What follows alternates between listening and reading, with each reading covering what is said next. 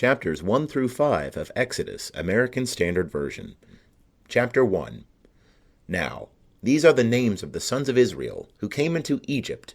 Every man in his household came with Jacob: Reuben, Simeon, Levi, and Judah, Issachar, Zebulun, and Benjamin, Dan, and Naphtali, Gad, and Asher. And all the souls that came out of the loins of Jacob were 70 souls, and Joseph was in Egypt already. And Joseph died, and all his brethren, and all that generation. And the children of Israel were fruitful, and increased abundantly, and multiplied, and waxed exceeding mighty, and the land was filled with them. Now there arose a new king over Egypt, who knew not Joseph. And he said unto his people, Behold, the people of the children of Israel are more and mightier than we. Come, let us deal wisely with them, lest they multiply, and it come to pass, that when there falleth out any war, they also join themselves unto our enemies, and fight against us, and get them up out of the land. Therefore they did set over them taskmasters, to afflict them with their burdens. And they built for Pharaoh store cities, Pithom and Ramses. But the more they afflicted them, the more they multiplied, and the more they spread abroad. And they were grieved because of the children of Israel. And the Egyptians made the children of Israel to serve with rigor, and they made their lives bitter with hard service, in mortar and in brick, and in all manner of service in the field, all their service, wherein they made them serve with rigor. And the king of Egypt spake to the Hebrew midwives, whom the name of the one was Shiphrah, and the name of the other Puah. And he said, When ye do the office of a midwife to the Hebrew women, and see them upon the birth stool, if it be a son, then ye shall kill him, but if it be a daughter, then she shall live. But the midwives feared God, and did not as the king of Egypt commanded them, but saved the men children alive. And the king of Egypt called for the midwives, and said unto them, Why have ye done this thing, and have saved the men children alive? And the midwives said unto Pharaoh, Because the Hebrew women are not as the Egyptian women, for they are lively, and are delivered ere the midwife come unto them. And God dealt well with the midwives, and the people multiplied, and waxed very mighty. And it came to pass, because the midwives feared God, that he made them households. And Pharaoh charged all his people, saying, Every son that is born ye shall cast into the river, and every daughter ye shall save alive. End of chapter 1. Chapter 2. And there went a man of the house of Levi, and took to wife a daughter of Levi. And the woman conceived, and bare a son. And when she saw him, that he was a goodly child, she hid him 3 months. And when she could no longer hide him, she took for him an ark of bulrushes, and daubed it with slime and with pitch. And she put the child therein, and laid it in the flags by the river's brink. And his sister stood afar off, to know what would be done to him. And the daughter of Pharaoh came down to bathe at the river, and her maidens walked along by the riverside. And she saw the ark among the flags, and sent her handmaid to fetch it. And she opened it, and saw the child, and behold, the babe wept. And she had compassion on him, and said, This is one of the Hebrews' children. Then said his sister to Pharaoh's daughter, Shall I go and call thee a nurse of the Hebrew women, that she may nurse the child for thee? And Pharaoh's daughter said to her, Go. And the maiden went, and called the child's mother. And Pharaoh's daughter said unto her, Take this child away, and nurse it for me, and I will give thee thy wages. And the woman took the child, and nursed it. And the child grew, and she brought him unto Pharaoh's daughter, and he became her son. And she called his name Moses, and said, Because I drew him out of the water. And it came to pass in those days, when Moses was grown up, that he went out unto his brethren, and looked on their burdens. And he saw an Egyptian smiting a Hebrew, one of his brethren. And he looked this way and that way, and when he saw that there was no man, he smote the Egyptian, and hid him in the sand. And he went out the second day, and behold, 2 men of the Hebrews were striving together. And he said to him that did the wrong, Wherefore smitest thou thy fellow? And he said, Who made thee a prince and a judge over us? Thinkest thou to kill me, as thou killest the Egyptian? And Moses feared, and said, Surely the thing is known. Now when Pharaoh heard this thing, he sought to slay Moses. But Moses fled from the face of Pharaoh, and dwelt in the land of Midian, and he sat down by a well. Now the priest of Midian had 7 daughters, and they came and drew water, and filled the troughs to water their father's flock.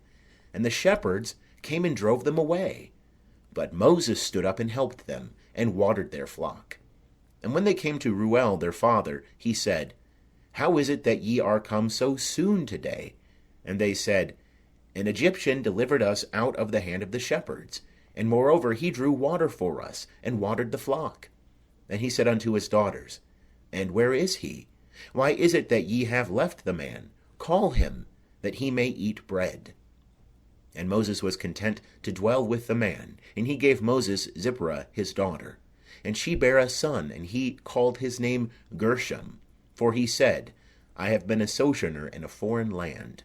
And it came to pass in the course of those many days that the king of Egypt died, and the children of Israel sighed by reason of the bondage, and they cried, and their cry came up unto God by reason of the bondage. And God heard their groaning, and God remembered his covenant with Abraham, with Isaac, and with Jacob. And God saw the children of Israel, and God took knowledge of them. End of chapter 2. Chapter 3. Now Moses was keeping the flock of Jethro his father-in-law, the priest of Midian.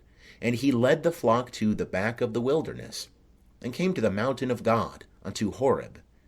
And the angel of Jehovah appeared unto him in a flame of fire out of the midst of a bush.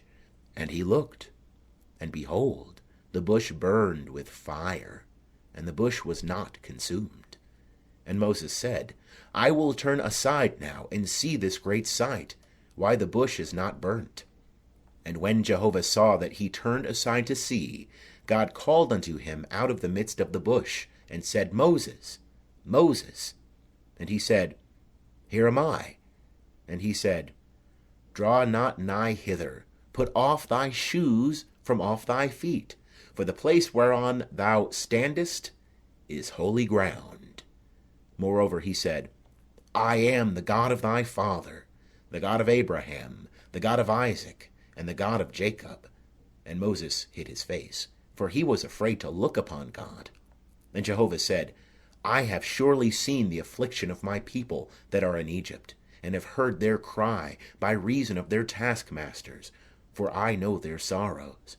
And I am come down to deliver them out of the hand of the Egyptians, and to bring them up out of that land unto a good land, and a large, unto a land flowing with milk and honey, unto the place of the Canaanite, and the Hittite, and the Amorite, and the Perizzite, and the Hivite, and the Jebusite. And now, behold, the cry of the children of Israel is come unto me. Moreover, I have seen the oppression wherewith the Egyptians oppress them. Come now, therefore, and I will send thee unto Pharaoh, that thou mayest bring forth my people, the children of Israel, out of Egypt. And Moses said unto God, Who am I, that I should go unto Pharaoh, and that I should bring forth the children of Israel out of Egypt? And he said, Certainly I will be with thee, and this shall be the token unto thee, that I have sent thee. When thou hast brought forth the people out of Egypt, ye shall serve God upon this mountain. And Moses said unto God, Behold, when I come unto the children of Israel, and shall say unto them, The God of your fathers hath sent me unto you, and they shall say to me, What is his name? What shall I say unto them? And God said unto Moses, I am that I am. And he said, Thus shalt thou say unto the children of Israel, I am hath sent me unto you. And God said moreover unto Moses, Thus shalt thou say unto the children of Israel, Jehovah, the God of your fathers, the God of Abraham, the God of Isaac, and the God of Jacob, hath sent me unto you. This is my name forever, and this is my memorial unto all generations. Go and gather the elders of Israel together, and say unto them, Jehovah, the God of your fathers, the God of Abraham, of Isaac, and of Jacob, hath appeared unto me, saying, I have surely visited you, and seen that which is done to you in Egypt. And I have said, I will bring you up out of the affliction of Egypt, unto the land of the Canaanite, and the Hittite, and the Amorite, and the Perizzite, and the Hivite, and the Jebusite, unto a land flowing with milk and honey. And they shall hearken to thy voice, and thou shalt come, thou and the elders of Israel, unto the king of Egypt, and ye shall say unto him, Jehovah, the God of the Hebrews, hath met with us. And now let us go, we pray thee, 3 days' journey into the wilderness, that we may sacrifice to Jehovah our God. And I know that the king of Egypt will not give you leave to go. No, not by a mighty hand. And I will put forth my hand, and smite Egypt with all my wonders, which I will do in the midst thereof. And after that, he will let you go. And I will give this people favour in the sight of the Egyptians. And it shall come to pass, that when ye go, ye shall not go empty, but every woman shall ask of her neighbour, and of her that sojourneth in her house, jewels of silver, and jewels of gold, and raiment. And ye shall put them upon your sons, and upon your daughters, and ye shall despoil the Egyptians. End of chapter 3. Chapter 4. And Moses answered and said, But behold, they will not believe me, nor hearken unto my voice. For they will say, Jehovah hath not appeared unto thee. And Jehovah said unto him, What is that in thy hand? And he said, A rod. And he said, Cast it on the ground. And he cast it on the ground, and it became a serpent. And Moses fled from before it. And Jehovah said unto Moses, Put forth thy hand, and take it by the tail. And he put forth his hand, and laid hold of it, and it became a rod in his hand. That they may believe that Jehovah, the God of their fathers, the God of Abraham, the God of Isaac, and the God of Jacob, hath appeared unto thee. And Jehovah said furthermore unto him, Put now thy hand into thy bosom. And he put his hand into his bosom. And when he took it out, behold, his hand was leprous, as white as snow. And he said, Put thy hand into thy bosom again. Then he put his hand into his bosom again. And when he took it out of his bosom, behold, it was turned again as his other flesh. And it shall come to pass, if they will not believe thee, neither hearken to the voice of the first sign, that they will believe the voice of the latter sign. And it shall come to pass, if they will not believe even these 2 signs, neither hearken unto thy voice, that thou shalt take of the water of the river, and pour it upon the dry land. And the water which thou takest out of the river shall become blood upon the dry land. And Moses said unto Jehovah, O Lord, I am not eloquent, neither heretofore, nor since thou hast spoken unto thy servant. For I am slow of speech, and of a slow tongue. And Jehovah said unto him, Who hath made man's mouth? Or who maketh a man dumb, or deaf, or seeing, or blind? Is it not I, Jehovah? Now therefore go, and I will be with thy mouth, and teach thee what thou shalt speak. And he said, O Lord, send, I pray thee, by the hand of him whom thou wilt send. And the anger of Jehovah was kindled against Moses, and he said, Is there not Aaron thy brother, the Levite? I know that he can speak well.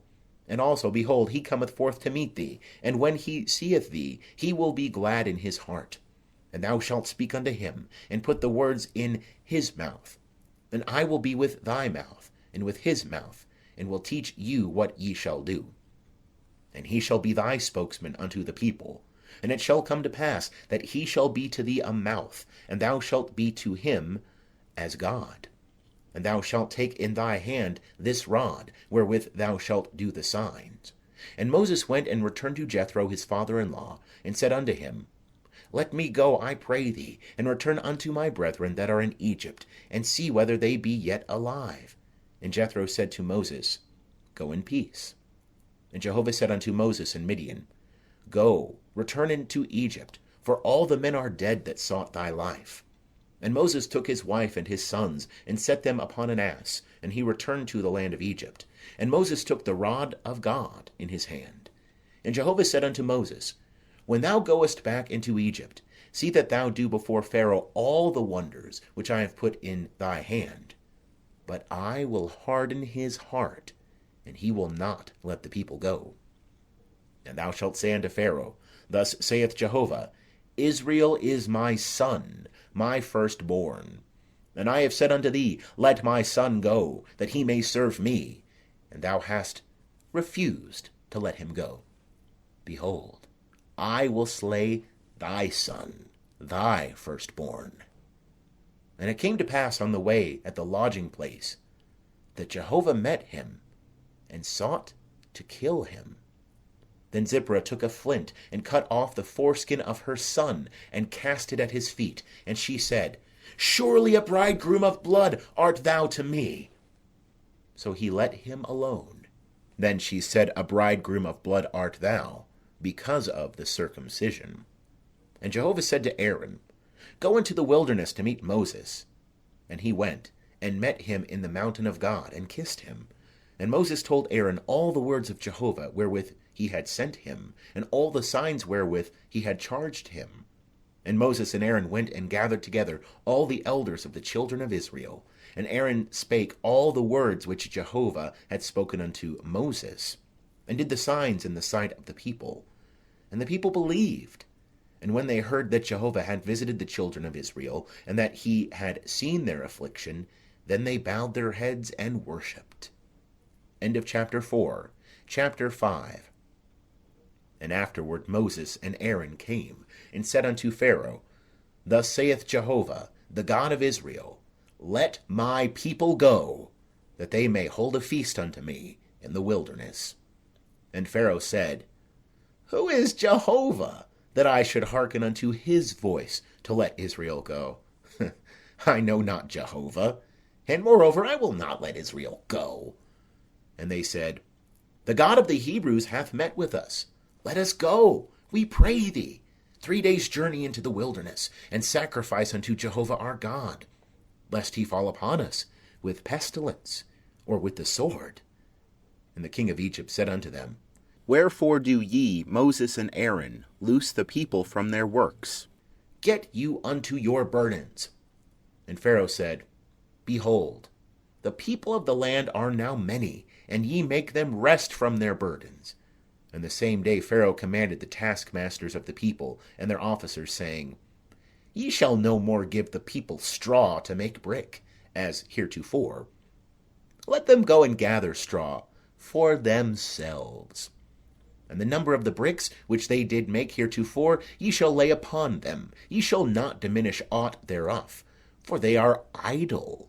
Therefore they cry, saying, Let us go and sacrifice to our God. Let heavier work be laid upon the men, that they may labor therein, and let them not regard lying words. And the taskmasters of the people went out, and their officers, and they spake to the people, saying, Thus saith Pharaoh, I will not give you straw.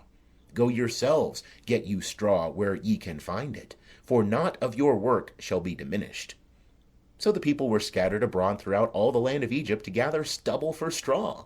And the taskmasters were urgent, saying, Fulfill your works, your daily tasks, as when there was straw. And the officers of the children of Israel, whom Pharaoh's taskmasters had set over them, were beaten, and demanded, Wherefore have ye not fulfilled your task, both yesterday and today, in making brick, as heretofore? Then the officers of the children of Israel came and cried unto Pharaoh, saying, Wherefore dealest thou thus with thy servants? There is no straw given unto thy servants. And they say to us, Make brick, and behold, thy servants are beaten. But the fault it in thine own people. But he said, Ye are idle. Ye are idle. Therefore ye say, Let us go and sacrifice to Jehovah. Go therefore now and work, for there shall no straw be given you. Yet shall ye deliver the number of bricks. And the officers of the children of Israel did see that they were in evil case, when it was said, Ye shall not diminish aught from your bricks, your daily tasks. And they met Moses and Aaron, who stood in the way, as they came forth from Pharaoh. And they said unto them, Jehovah look upon you and judge, because ye have made our savour to be abhorred in the eyes of Pharaoh, and in the eyes of his servants, to put a sword in their hand to slay us. And Moses returned unto Jehovah, and said, Lord, wherefore hast thou dealt ill with this people? Why is it that thou hast sent me? For since I came to Pharaoh to speak in thy name, he hath dealt ill with this people, neither hast thou delivered thy people at all. End of chapter 5. Chapter 6. And Jehovah said unto Moses, Now shalt thou see what I will do to Pharaoh. For by a strong hand shall he let them go, and by a strong hand shall he drive them out of his land. And God spake unto Moses, and said unto him, I am Jehovah, and I appeared unto Abraham, unto Isaac, and unto Jacob, as God Almighty. But by my name Jehovah I was not known to them. And I have also established my covenant with them, to give them the land of Canaan, the land of their sojournings, wherein they sojourned. And moreover, I have heard the groaning of the children of Israel, whom the Egyptians keep in bondage, and I have remembered my covenant.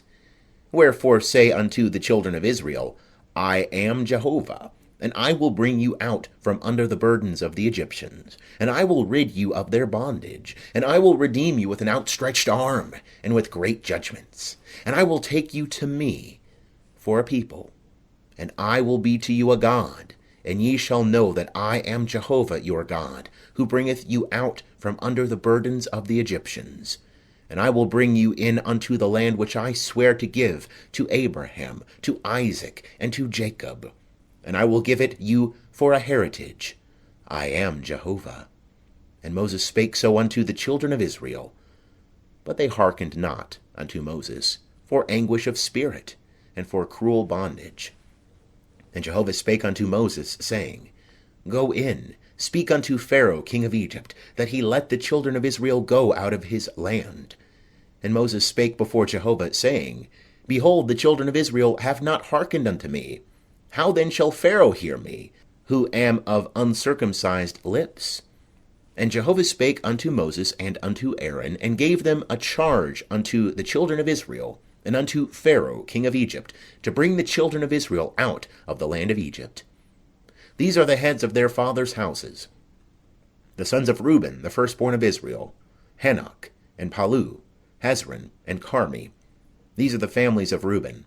And the sons of Simeon, Jemuel, and Jamin, and Ohad, and Jachin, and Zoar, and Shaul, the son of a Canaanitish woman.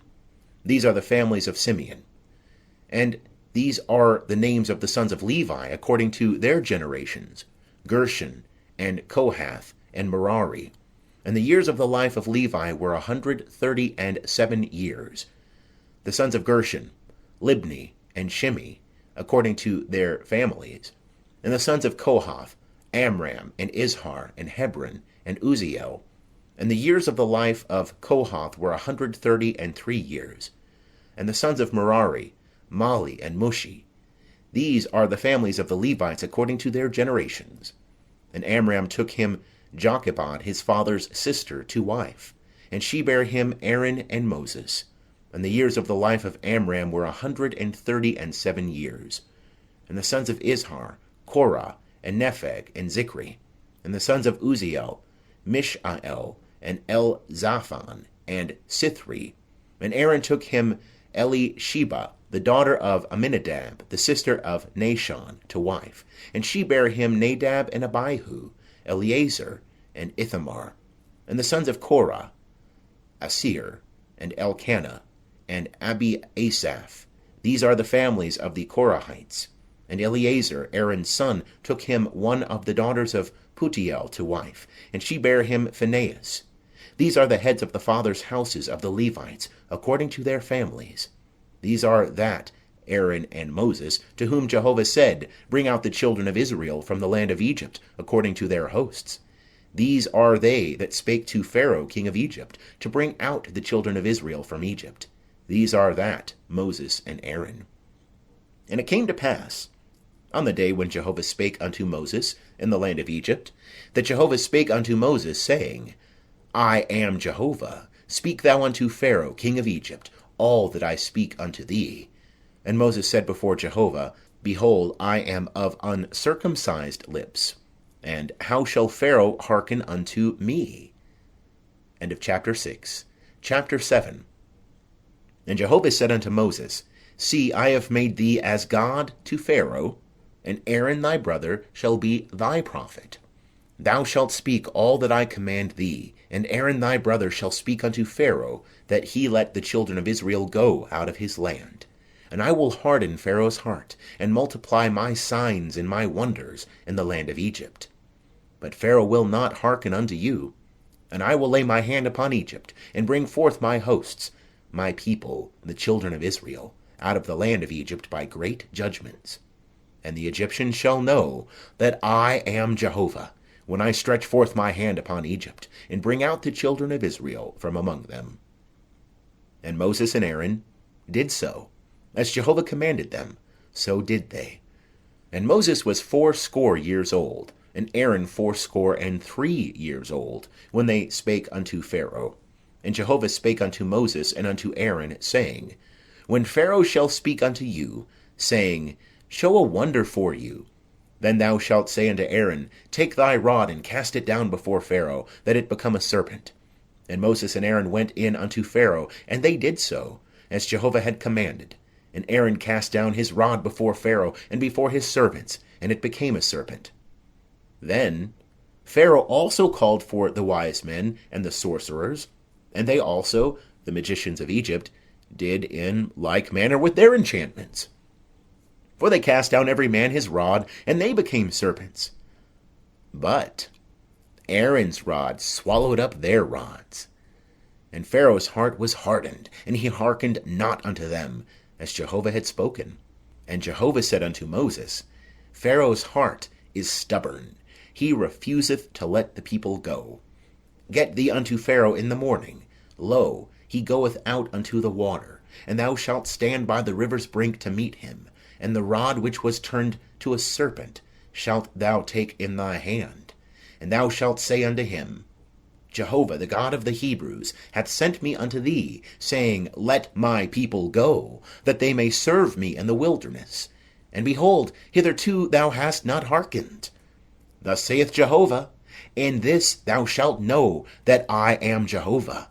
Behold, I will smite with the rod that is in my hand upon the waters which are in the river, and they shall be turned to blood. And the fish that are in the river shall die, and the river shall become foul, and the Egyptians shall loathe to drink water from the river. And Jehovah said unto Moses, Say unto Aaron, Take thy rod, and stretch out thy hand over the waters of Egypt, over their rivers, over their streams, and over their pools, and over all their ponds of water, that they may become blood. And there shall be blood throughout all the land of Egypt, both in vessels of wood and in vessels of stone. And Moses and Aaron did so, as Jehovah commanded, and he lifted up the rod, and smote the waters that were in the river, in the sight of Pharaoh, and in the sight of his servants, and all the waters that were in the river were turned to blood. And the fish that were in the river died, and the river became foul, and the Egyptians could not drink water from the river, and the blood was throughout all the land of Egypt. And the magicians of Egypt did in like manner with their enchantments. And Pharaoh's heart was hardened, and he hearkened not unto them, as Jehovah had spoken. And Pharaoh turned and went into his house, neither did he lay even this to heart. And all the Egyptians digged round about the river for water to drink, for they could not drink of the water of the river. And 7 days were fulfilled. After that Jehovah had smitten the river. End of chapter 7. Chapter 8. And Jehovah spake unto Moses, Go in unto Pharaoh, and say unto him, Thus saith Jehovah, Let my people go, that they may serve me. And if thou refuse to let them go, behold, I will smite all thy borders with frogs. And the river shall swarm with frogs, which shall go up and come into thy house, and into thy bedchamber, and upon thy bed, and into the house of thy servants, and upon thy people, and into thine ovens, and into thy kneading troughs. And the frogs shall come up both upon thee, and upon thy people, and upon all thy servants. And Jehovah said unto Moses, Say unto Aaron, Stretch forth thy hand with thy rod over the rivers, over the streams, and over the pools, and cause frogs to come up upon the land of Egypt. And Aaron stretched out his hand over the waters of Egypt, and the frogs came up, and covered the land of Egypt. And the magicians did in like manner with their enchantments, and brought up frogs upon the land of Egypt. Then Pharaoh called for Moses and Aaron, and said, Entreat Jehovah that he take away the frogs from me, and from my people, and I will let the people go, that they may sacrifice unto Jehovah. And Moses said unto Pharaoh, Have thou this glory over me? Against what time shall I entreat for thee, and for thy servants, and for thy people, that the frogs be destroyed from thee and thy houses, and remain in the river only? And he said, Against tomorrow. And he said, Be it according to thy word, that thou mayest know that there is none like unto Jehovah our God. And the frogs shall depart from thee, and from thy houses, and from thy servants, and from thy people, they shall remain in the river only. And Moses and Aaron went out from Pharaoh, and Moses cried unto Jehovah concerning the frogs which he had brought upon Pharaoh. And Jehovah did according to the word of Moses, and the frogs died out of the houses, out of the courts, and out of the fields. And they gathered them together in heaps, and the land stank. But when Pharaoh saw that there was respite, he hardened his heart, and hearkened not unto them, as Jehovah had spoken. And Jehovah said unto Moses, Say unto Aaron, Stretch out thy rod, and smite the dust of the earth, that it may become lice throughout all the land of Egypt. And they did so. And Aaron stretched out his hand with his rod, and smote the dust of the earth, and there were lice upon man, and upon beast. All the dust of the earth became lice throughout all the land of Egypt. And the magicians did so with their enchantments to bring forth lice, but they could not. And there were lice upon man, and upon beast.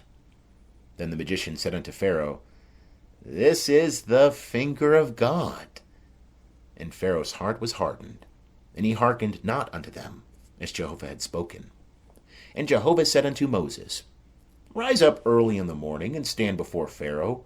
Lo, he cometh forth to the water, and say unto him, Thus saith Jehovah, Let my people go, that they may serve me.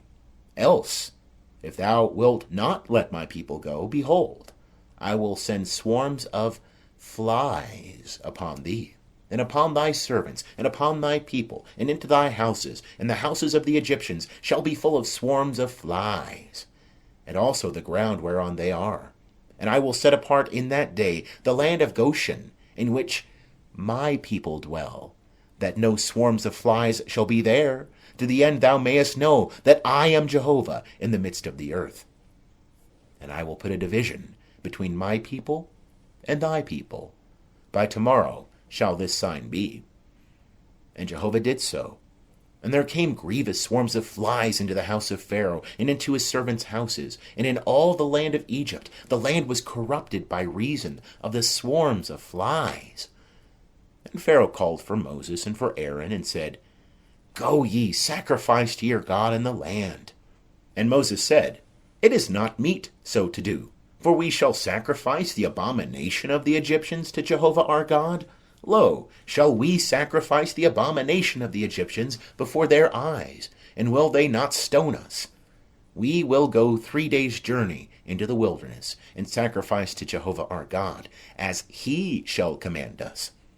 And Pharaoh said, I will let you go, that ye may sacrifice to Jehovah your God in the wilderness. Only ye shall not go very far away. Entreat for me. And Moses said, Behold, I go out from thee, and I will entreat Jehovah that the swarms of flies may depart from Pharaoh, from his servants, and from his people, tomorrow. Only let not Pharaoh deal deceitfully any more, in not letting the people go to sacrifice to Jehovah. And Moses went out from Pharaoh, and entreated Jehovah. And Jehovah did according to the word of Moses, and he removed the swarms of flies from Pharaoh, from his servants, and from his people. There remained not one. And Pharaoh hardened his heart this time also, and he did not let the people go. End of chapter 8. Chapter 9. Then Jehovah said unto Moses, Go in unto Pharaoh, and tell him, Thus saith Jehovah, the God of the Hebrews, Let my people go, that they may serve me. For if thou refuse to let them go, and wilt hold them still, behold, the hand of Jehovah is upon thy cattle, which are in the field, upon the horses, upon the asses, upon the camels, upon the herds, and upon the flocks. There shall be a very grievous murrain. And Jehovah shall make a distinction between the cattle of Israel and the cattle of Egypt, and there shall nothing die of all that belongeth to the children of Israel. And Jehovah appointed a set time, saying, Tomorrow Jehovah shall do this thing in the land. And Jehovah did that thing on the morrow, and all the cattle of Egypt died, but of the cattle of the children of Israel died not one. And Pharaoh sent, and behold, there was not so much as one of the cattle of the Israelites dead. But the heart of Pharaoh was stubborn, and he did not let the people go. And Jehovah said unto Moses and unto Aaron, Take to you handfuls of ashes of the furnace, and let Moses sprinkle it toward heaven in the sight of Pharaoh. And it shall become small dust over all the land of Egypt, and shall be a boil breaking forth with blains upon man and upon beast throughout all the land of Egypt. And they took ashes of the furnace, and stood before Pharaoh, and Moses sprinkled it up toward heaven, and it became a boil breaking forth with blains upon man and upon beast. And the magicians could not stand before Moses because of the boils, for the boils were upon the magicians, and upon all the Egyptians. And Jehovah hardened the heart of Pharaoh, and he hearkened not unto them, as Jehovah had spoken unto Moses. And Jehovah said unto Moses, Rise up early in the morning, and stand before Pharaoh, and say unto him, Thus saith Jehovah, the God of the Hebrews, Let my people go, that they may serve me. For I will this time send all my plagues upon thy heart, and upon thy servants, and upon thy people, that thou mayest know that there is none like me in all the earth. For now I had put forth my hand, and smitten thee and thy people with pestilence, and thou hadst been cut off from the earth. But in very deed for this cause have I made thee to stand, to show thee my power, and that my name may be declared throughout all the earth. As yet exaltest thou thyself against my people, that thou wilt not let them go? Behold, tomorrow about this time I will cause it to rain a very grievous hail, such as hath not been in Egypt since the day it was founded, even until now. Now therefore send, hasten in thy cattle, and all that thou hast in the field, for every man and beast that shall be found in the field, and shall not be brought home, the hail shall come down upon them, and they shall die. He that feared the word of Jehovah among the servants of Pharaoh made his servants and his cattle flee into the houses. And he that regarded not the word of Jehovah left his servants and his cattle in the field. And Jehovah said unto Moses, Stretch forth thy hand toward heaven, that there may be hail in all the land of Egypt, upon man, and upon beast, and upon every herb of the field, throughout the land of Egypt. And Moses stretched forth his rod toward heaven, and Jehovah sent thunder and hail, and fire ran down unto the earth. And Jehovah rained hail upon the land of Egypt. So there was hail, and fire mingled with the hail, very grievous, such as had not been in all the land of Egypt since it became a nation. And the hail smote throughout all the land of Egypt all that was in the field, both man and beast. And the hail smote every herb of the field, and brake every tree of the field. Only in the land of Goshen, where the children of Israel were, was there no hail. And Pharaoh sent, and called for Moses and Aaron, and said unto them, I have sinned this time. Jehovah is righteous, and I and my people are wicked. Entreat Jehovah, for there hath been enough of these mighty thunderings and hail, and I will let you go, and ye shall stay no longer. And Moses said unto him, As soon as I am gone out of the city, I will spread abroad my hands unto Jehovah. The thunder shall cease, neither shall there be any more hail, that thou mayest know that the earth is Jehovah's. But as for thee and thy servants, I know that ye will not yet fear Jehovah God. And the flax and the barley were smitten, for the barley was in the ear, and the flax was in bloom. But the wheat and the spelt were not smitten, for they were not grown up. And Moses went out of the city from Pharaoh, and spread abroad his hands unto Jehovah, and the thunders and hail ceased, and the rain was not poured upon the earth. And when Pharaoh saw that the rain and the hail and the thunders were ceased, he sinned yet more, and hardened his heart, he and his servants. And the heart of Pharaoh was hardened, and he did not let the children of Israel go, as Jehovah had spoken by Moses. End of chapter 9. Chapter 10. And Jehovah said unto Moses, Go in unto Pharaoh, for I have hardened his heart, and the heart of his servants, that I may show these my signs in the midst of them, and that thou mayest tell in the ears of thy son, and of thy son's son, what things I have wrought upon Egypt, and my signs which I have done among them, that ye may know that I am Jehovah. And Moses and Aaron went in unto Pharaoh, and said unto him, Thus saith Jehovah, the God of the Hebrews, How long wilt thou refuse to humble thyself before me? Let my people go, that they may serve me. Else if thou refuse to let my people go, behold, tomorrow will I bring locusts into thy border. And they shall cover the face of the earth, so that one shall not be able to see the earth. And they shall eat the residue of that which is escaped, which remaineth unto you from the hail, and shall eat every tree which groweth for you out of the field. And thy houses shall be filled, and the houses of all thy servants, and the houses of all the Egyptians, as neither thy fathers nor thy fathers' fathers have seen, since the day that they were upon the earth unto this day. And he turned and went out from Pharaoh. And Pharaoh's servants said unto him, How long shall this man be a snare unto us? Let the men go, that they may serve Jehovah their God. Knowest thou not yet that Egypt is destroyed? And Moses and Aaron were brought again unto Pharaoh, and he said unto them, Go, serve Jehovah your God. But who are they that shall go? And Moses said, We will go with our young and with our old, with our sons and with our daughters, with our flocks and with our herds we will go, for we must hold a feast unto Jehovah. And he said unto them, So be Jehovah with you, as I will let you go, and your little ones, look to it, for evil is before you. Not so, go now ye that are men, and serve Jehovah, for that is what ye desire. And they were driven out from Pharaoh's presence.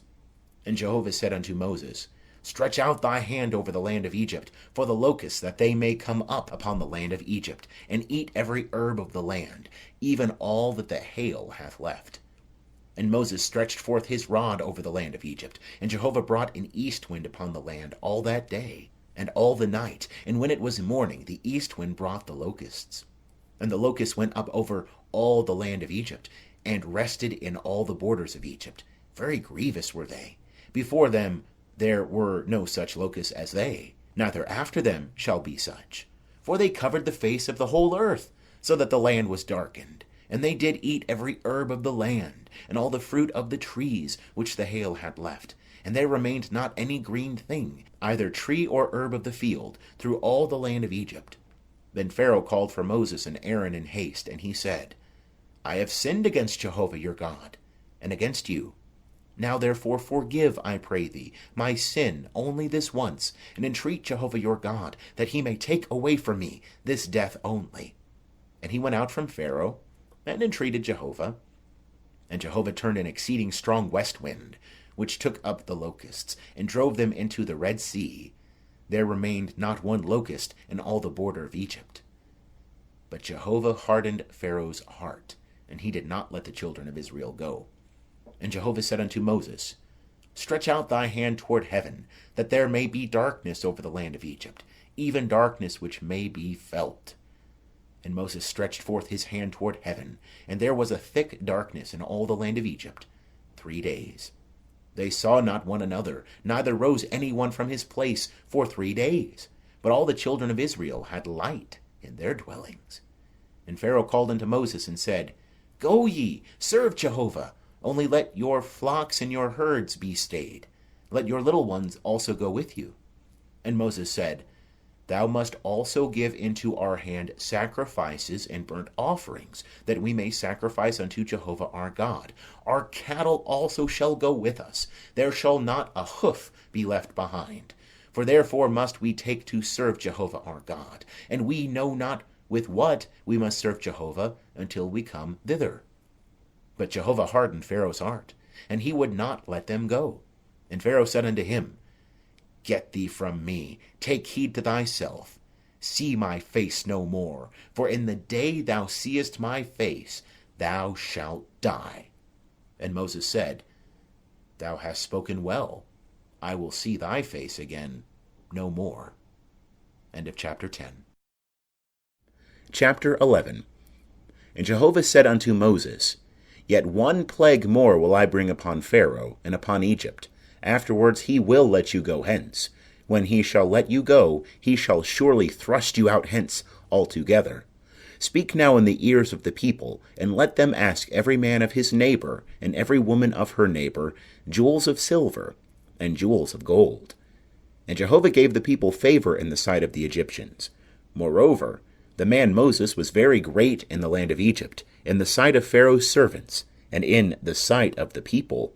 And Moses said, Thus saith Jehovah, About midnight will I go out into the midst of Egypt, and all the firstborn in the land of Egypt shall die, from the firstborn of Pharaoh that sitteth upon his throne, even unto the firstborn of the maidservant that is behind the mill, and all the firstborn of cattle. And there shall be a great cry throughout all the land of Egypt, such as there hath not been, nor shall be any more. But against any of the children of Israel shall not a dog move his tongue, against man or beast, that ye may know how that Jehovah doth make a distinction between the Egyptians and Israel. And all these thy servants shall come down unto me, and bow down themselves unto me, saying, Get thee out, and all the people that follow thee, and after that I will go out. And he went out from Pharaoh in hot anger. And Jehovah said unto Moses, Pharaoh will not hearken unto you, that my wonders may be multiplied in the land of Egypt. And Moses and Aaron did all these wonders before Pharaoh, and Jehovah hardened Pharaoh's heart, and he did not let the children of Israel go out of his land. End of chapter 11. Chapter 12. And Jehovah spake unto Moses and Aaron in the land of Egypt, saying, This month shall be unto you the beginning of months. It shall be the first month of the year to you. Speak ye unto all the congregation of Israel, saying, In the 10th day of this month they shall take to them every man a lamb, according to their fathers' houses, a lamb for a household.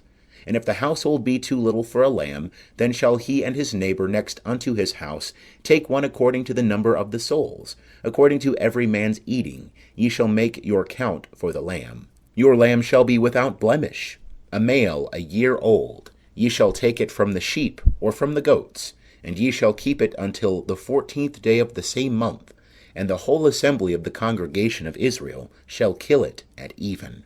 And they shall take up the blood, and put it on the 2 side posts, and on the lintel, upon the houses wherein they shall eat it. And they shall eat the flesh in that night, roast with fire, and unleavened bread, with bitter herbs they shall eat it.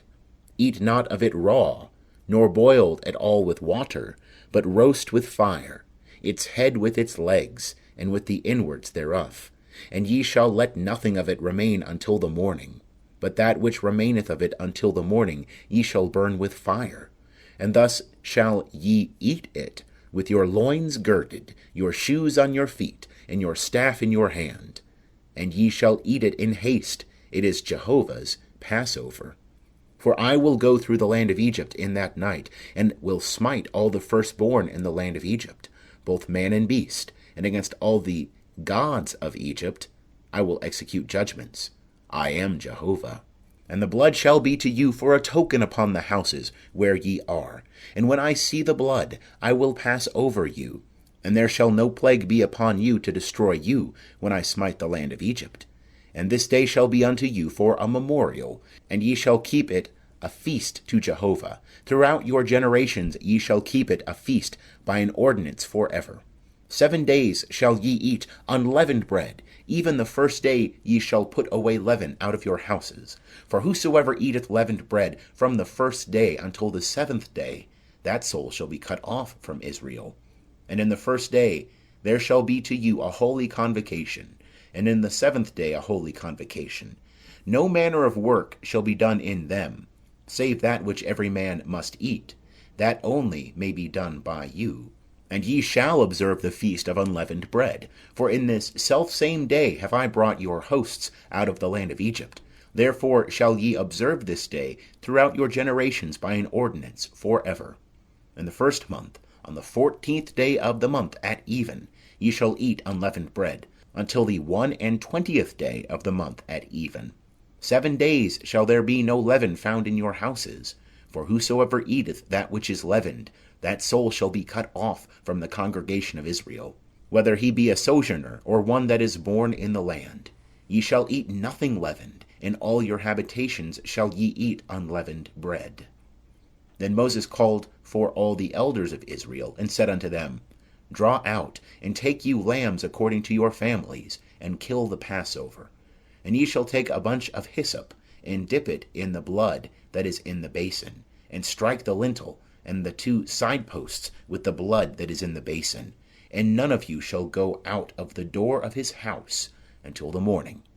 For Jehovah will pass through to smite the Egyptians. And when he seeth the blood upon the lintel and on the 2 side posts, Jehovah will pass over the door, and will not suffer the destroyer to come in unto your houses to smite you. And ye shall observe this thing for an ordinance to thee and to thy sons for ever. And it shall come to pass, when ye are come to the land which Jehovah will give you, according as he hath promised, that ye shall keep this service. And it shall come to pass, when your children shall say unto you, What mean ye by this service? That ye shall say, It is the sacrifice of Jehovah's Passover, who passed over the houses of the children of Israel in Egypt, when he smote the Egyptians, and delivered our houses. And the people bowed the head and worshipped. And the children of Israel went and did so. As Jehovah had commanded Moses and Aaron, so did they. And it came to pass at midnight, that Jehovah smote all the firstborn in the land of Egypt, from the firstborn of Pharaoh that sat on his throne, unto the firstborn of the captive that was in the dungeon, and all the firstborn of cattle. And Pharaoh rose up in the night, he and all his servants, and all the Egyptians, and there was a great cry in Egypt, for there was not a house where there was not one dead. And he called for Moses and Aaron by night, and said, Rise up, get you forth from among my people, both ye and the children of Israel, and go. Serve Jehovah, as ye have said. Take both your flocks and your herds, as ye have said, and be gone. And bless me also. And the Egyptians were urgent upon the people to send them out of the land in haste, for they said, We are all dead men. And the people took their dough before it was leavened, their kneading troughs being bound up in their clothes upon their shoulders. And the children of Israel did according to the word of Moses. And they asked of the Egyptians jewels of silver, and jewels of gold, and raiment. And Jehovah gave the people favour in the sight of the Egyptians, so that they let them have what they asked. And they despoiled the Egyptians. And the children of Israel journeyed from Ramses to Succoth, about 600,000 on foot, that were men, besides children. And a mixed multitude went up also with them, and flocks and herds, even very much cattle. And they baked unleavened cakes of the dough which they brought forth out of Egypt, for it was not leavened, because they were thrust out of Egypt, and could not tarry, neither had they prepared for themselves any victuals. Now the time that the children of Israel dwelt in Egypt was 430 years. And it came to pass at the end of 430 years, even the selfsame day it came to pass, that all the hosts of Jehovah went out from the land of Egypt. It is a night to be much observed unto Jehovah, for bringing them out from the land of Egypt. This is that night of Jehovah, to be much observed of all the children of Israel throughout their generations. And Jehovah said unto Moses and Aaron, This is the ordinance of the Passover. There shall no foreigner eat thereof, but every man's servant that is bought for money, when thou hast circumcised him, then shall he eat thereof. A sojourner and a hired servant shall not eat thereof. In one house shall it be eaten. Thou shalt not carry forth aught of the flesh abroad out of the house, neither shall ye break a bone thereof. All the congregation of Israel shall keep it. And when a stranger shall sojourn with thee, and will keep the Passover to Jehovah, let all his males be circumcised. and then let him come near and keep it. And he shall be as one that is born in the land, but no uncircumcised person shall eat thereof. One law shall be to him that is home born, and unto the stranger that sojourneth among you. Thus did all the children of Israel. As Jehovah commanded Moses and Aaron, so did they. And it came to pass the selfsame day that Jehovah did bring the children of Israel out of the land of Egypt by their hosts. End of chapter 12. Chapter 13. And Jehovah spake unto Moses, saying, Sanctify unto me all the firstborn, whatsoever openeth the womb among the children of Israel, both of man and of beast, it is mine. And Moses said unto the people, Remember this day in which ye came out from Egypt, out of the house of bondage, for by strength of hand Jehovah brought you out from this place. There shall no leavened bread be eaten. This day ye go forth in the month Abib. And it shall be, when Jehovah shall bring thee into the land of the Canaanite, and the Hittite, and the Amorite, and the Hivite, and the Jebusite, which he sware unto thy fathers to give thee, a land flowing with milk and honey, that thou shalt keep this service in this month. 7 days thou shalt eat unleavened bread, and in the 7th day shall be a feast to Jehovah. Unleavened bread shall be eaten throughout the 7 days, and there shall no leavened bread be seen with thee, neither shall there be leaven seen with thee in all thy borders. And thou shalt tell thy son in that day, saying, It is because of that which Jehovah did for me when I came forth out of Egypt. And it shall be for a sign unto thee upon thy hand, and for a memorial between thine eyes, that the law of Jehovah may be in thy mouth. For with a strong hand hath Jehovah brought thee out of Egypt. Thou shalt therefore keep this ordinance in its season from year to year. And it shall be, when Jehovah shall bring thee into the land of the Canaanite, as he sware unto thee and to thy fathers, and shall give it thee, that thou shalt set apart unto Jehovah all that openeth the womb, and every firstling which thou hast that cometh of a beast, the males shall be Jehovah's. And every firstling of an ass thou shalt redeem with a lamb. And if thou wilt not redeem it, then thou shalt break its neck. And all the firstborn of man among thy sons shalt thou redeem. And it shall be, when thy son asketh thee in time to come, saying, What is this? That thou shalt say unto him, By strength of hand Jehovah brought us out from Egypt, from the house of bondage. And it came to pass, when Pharaoh would hardly let us go, that Jehovah slew all the firstborn in the land of Egypt, both the firstborn of man and the firstborn of beast. Therefore I sacrifice to Jehovah all that openeth the womb, being males, but all the firstborn of my sons I redeem. And it shall be for a sign upon thy hand, and for frontlets between thine eyes, for by strength of hand Jehovah brought us forth out of Egypt. And it came to pass, when Pharaoh had let the people go, that God led them not by the way of the land of the Philistines, although that was near. For God said, Lest peradventure the people repent when they see war, and they return to Egypt. But God led the people about, by the way of the wilderness, by the Red Sea. And the children of Israel went up armed out of the land of Egypt. And Moses took the bones of Joseph with him, for he had straitly sworn the children of Israel, saying, God will surely visit you, and ye shall carry up my bones away hence with you. And they took their journey from Succoth, and encamped in Etham, in the edge of the wilderness.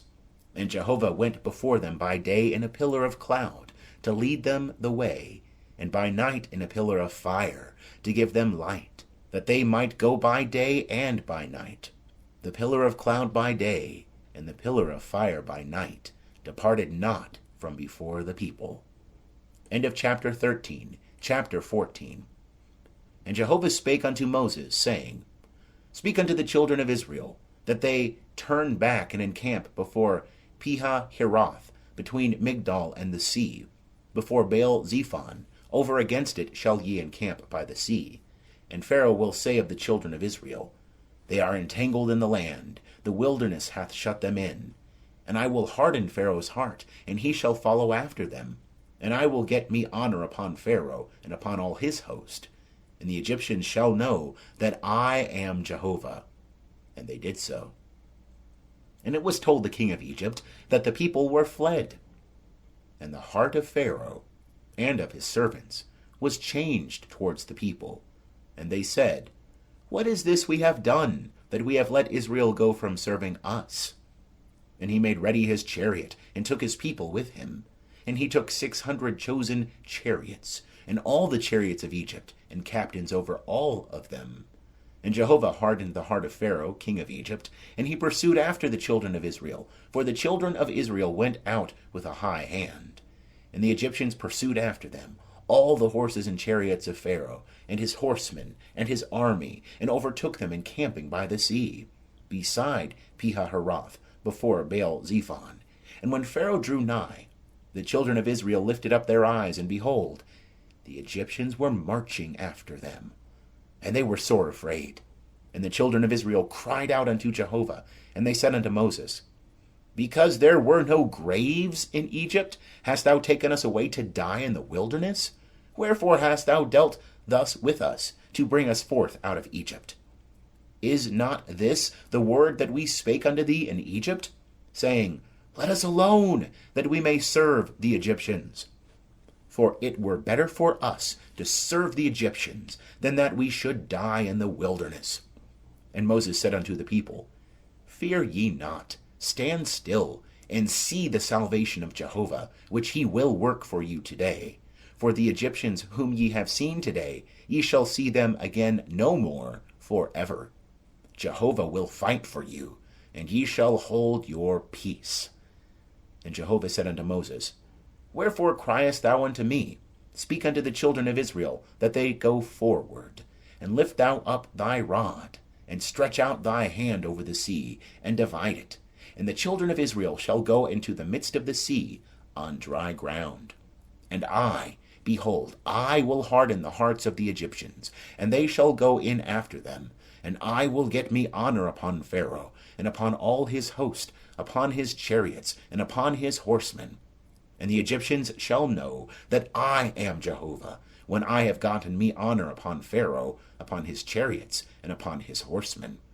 And the angel of God, who went before the camp of Israel, removed and went behind them, and the pillar of cloud removed from before them, and stood behind them. And it came between the camp of Egypt and the camp of Israel, and there was the cloud in the darkness, yet gave it light by night. And the one came not near the other all the night.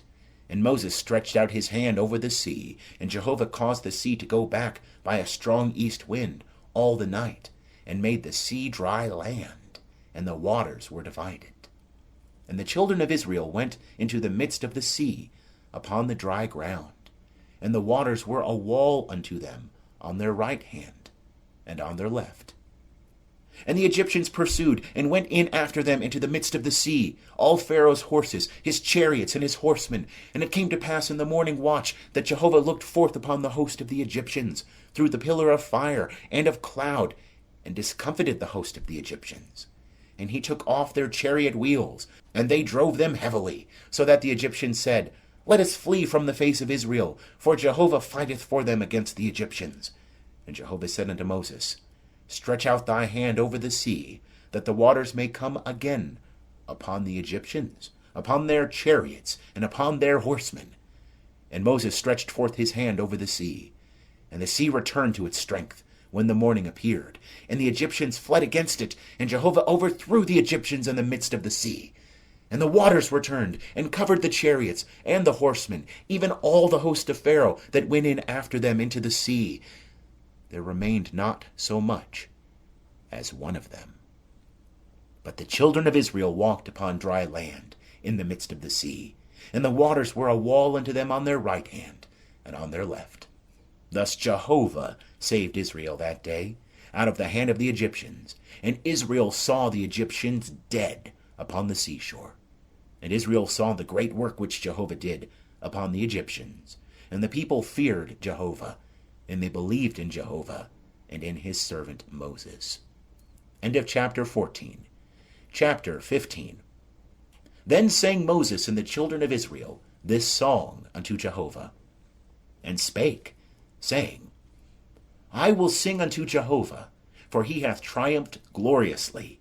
The horse and his rider hath he thrown into the sea. Jehovah is my strength and my song, and he is become my salvation. This is my God, and I will praise him, my father's God, and I will exalt him. Jehovah is a man of war. Jehovah is his name. Pharaoh's chariots and his host hath he cast into the sea, and his chosen captains are sunk in the Red Sea. The deeps cover them. They went down into the depths like a stone. Thy right hand, O Jehovah, is glorious in power. Thy right hand, O Jehovah, dasheth in pieces the enemy.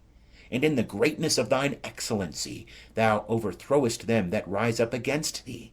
Thou sendest forth thy wrath, it consumeth them as stubble. And with the blast of thy nostrils the waters were piled up, the flood stood upright as a heap. The deeps were congealed in the heart of the sea. The enemy said, I will pursue, I will overtake, I will divide the spoil. My desire shall be satisfied upon them. I will draw my sword, my hand shall destroy them. Thou didst blow with thy wind, the sea covered them. They sank as lead in the mighty waters.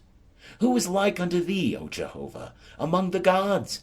Who is like thee, glorious in holiness, fearful in praises, doing wonders? Thou stretchest out thy right hand, the earth swallowed them.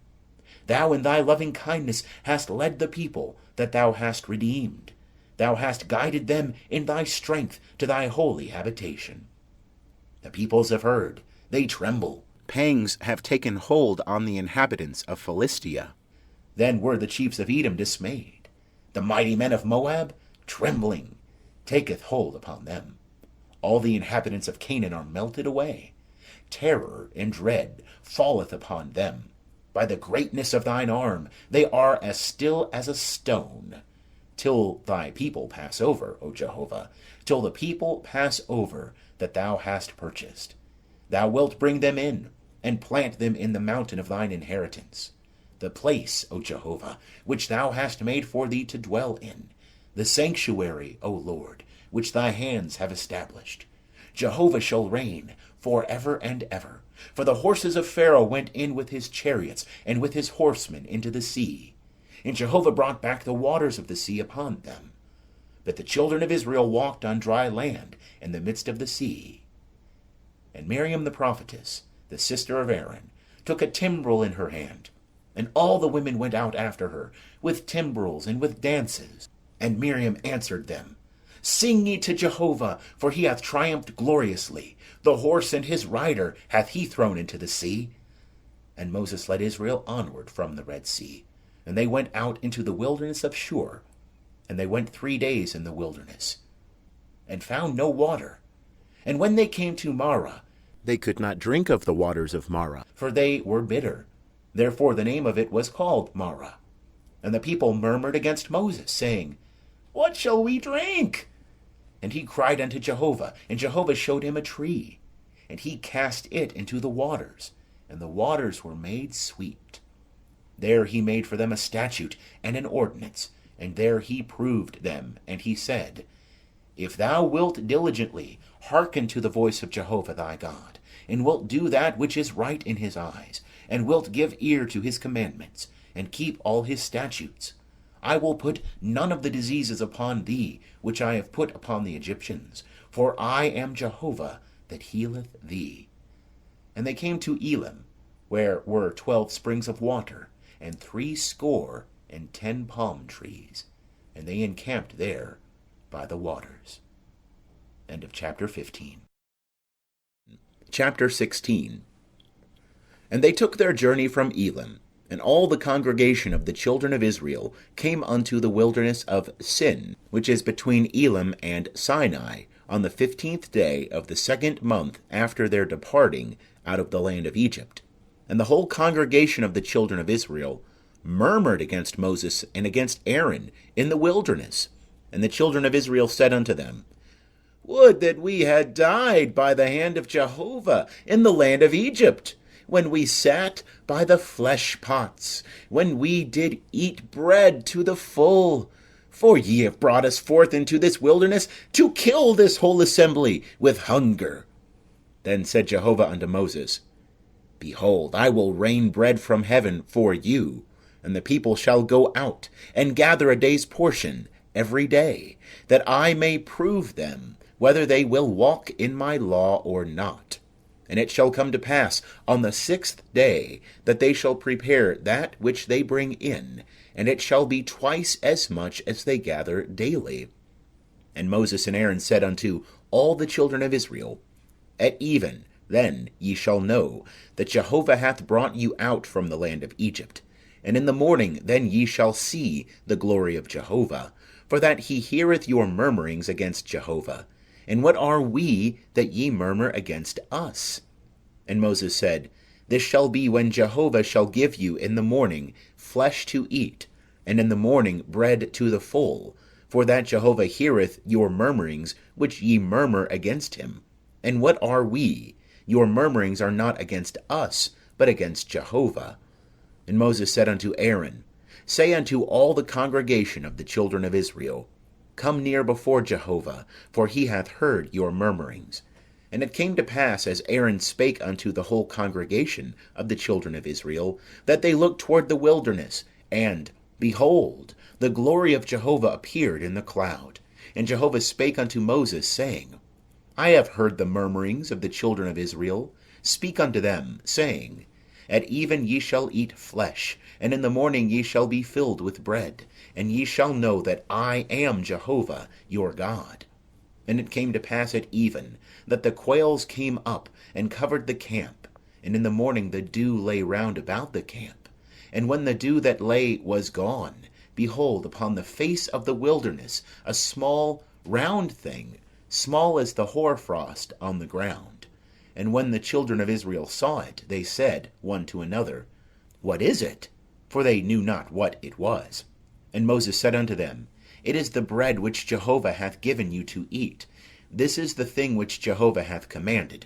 Gather ye of it, every man according to his eating, an omer a head, according to the number of your persons, shall ye take it, every man for them that are in his tent. And the children of Israel did so, and gathered some more, some less.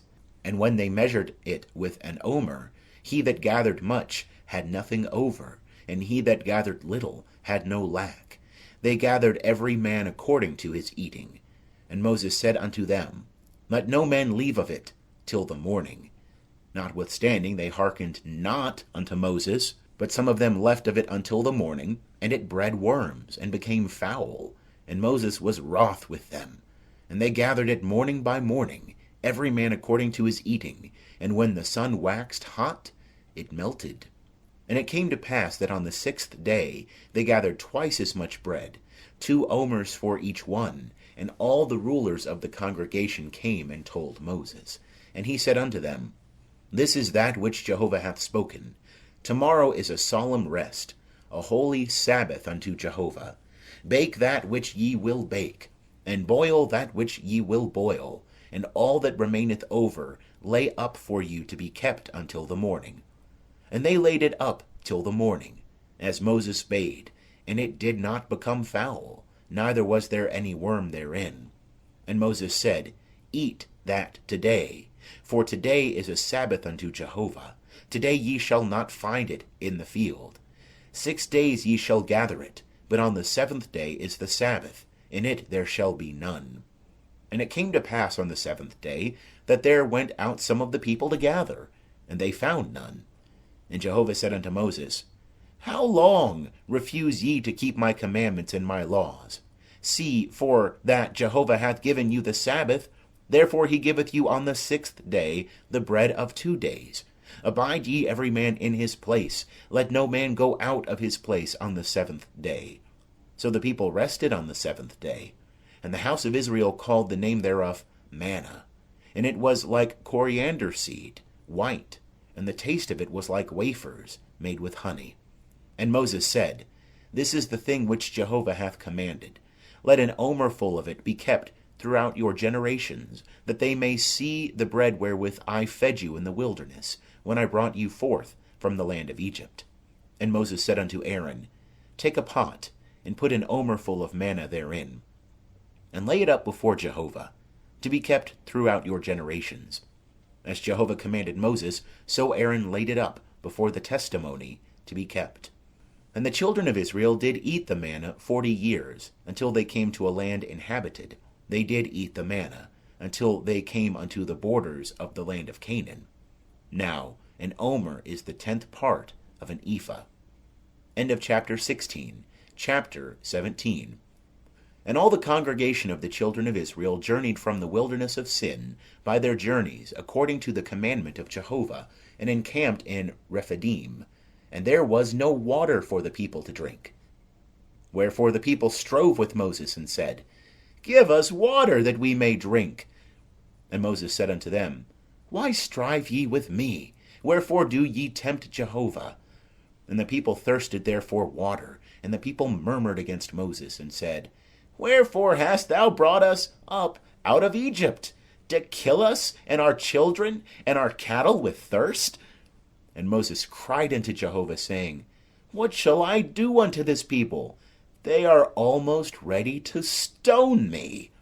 And Jehovah said unto Moses, Pass on before the people, and take with thee of the elders of Israel, and thy rod, wherewith thou smotest the river, take in thy hand, and go. Behold, I will stand before thee there upon the rock in Horeb, and thou shalt smite the rock, and there shall come water out of it, that the people may drink. And Moses did so in the sight of the elders of Israel. And he called the name of the place Massah and Meribah, because of the striving of the children of Israel, and because they tempted Jehovah, saying, Is Jehovah among us or not? Then came Amalek, and fought with Israel in Rephidim. And Moses said unto Joshua, Choose us out men, and go out, fight with Amalek. Tomorrow I will stand on the top of the hill with the rod of God in my hand. So Joshua did as Moses had said to him, and fought with Amalek. And Moses, Aaron, and Hur went up to the top of the hill. And it came to pass, when Moses held up his hand, that Israel prevailed. And when he let down his hand, Amalek prevailed. But Moses' hands were heavy, and they took a stone, and put it under him, and he sat thereon. And Aaron and Hur stayed up his hands, the one on the one side, and the other on the other side, and his hands were steady until the going down of the sun. And Joshua discomfited Amalek and his people with the edge of the sword.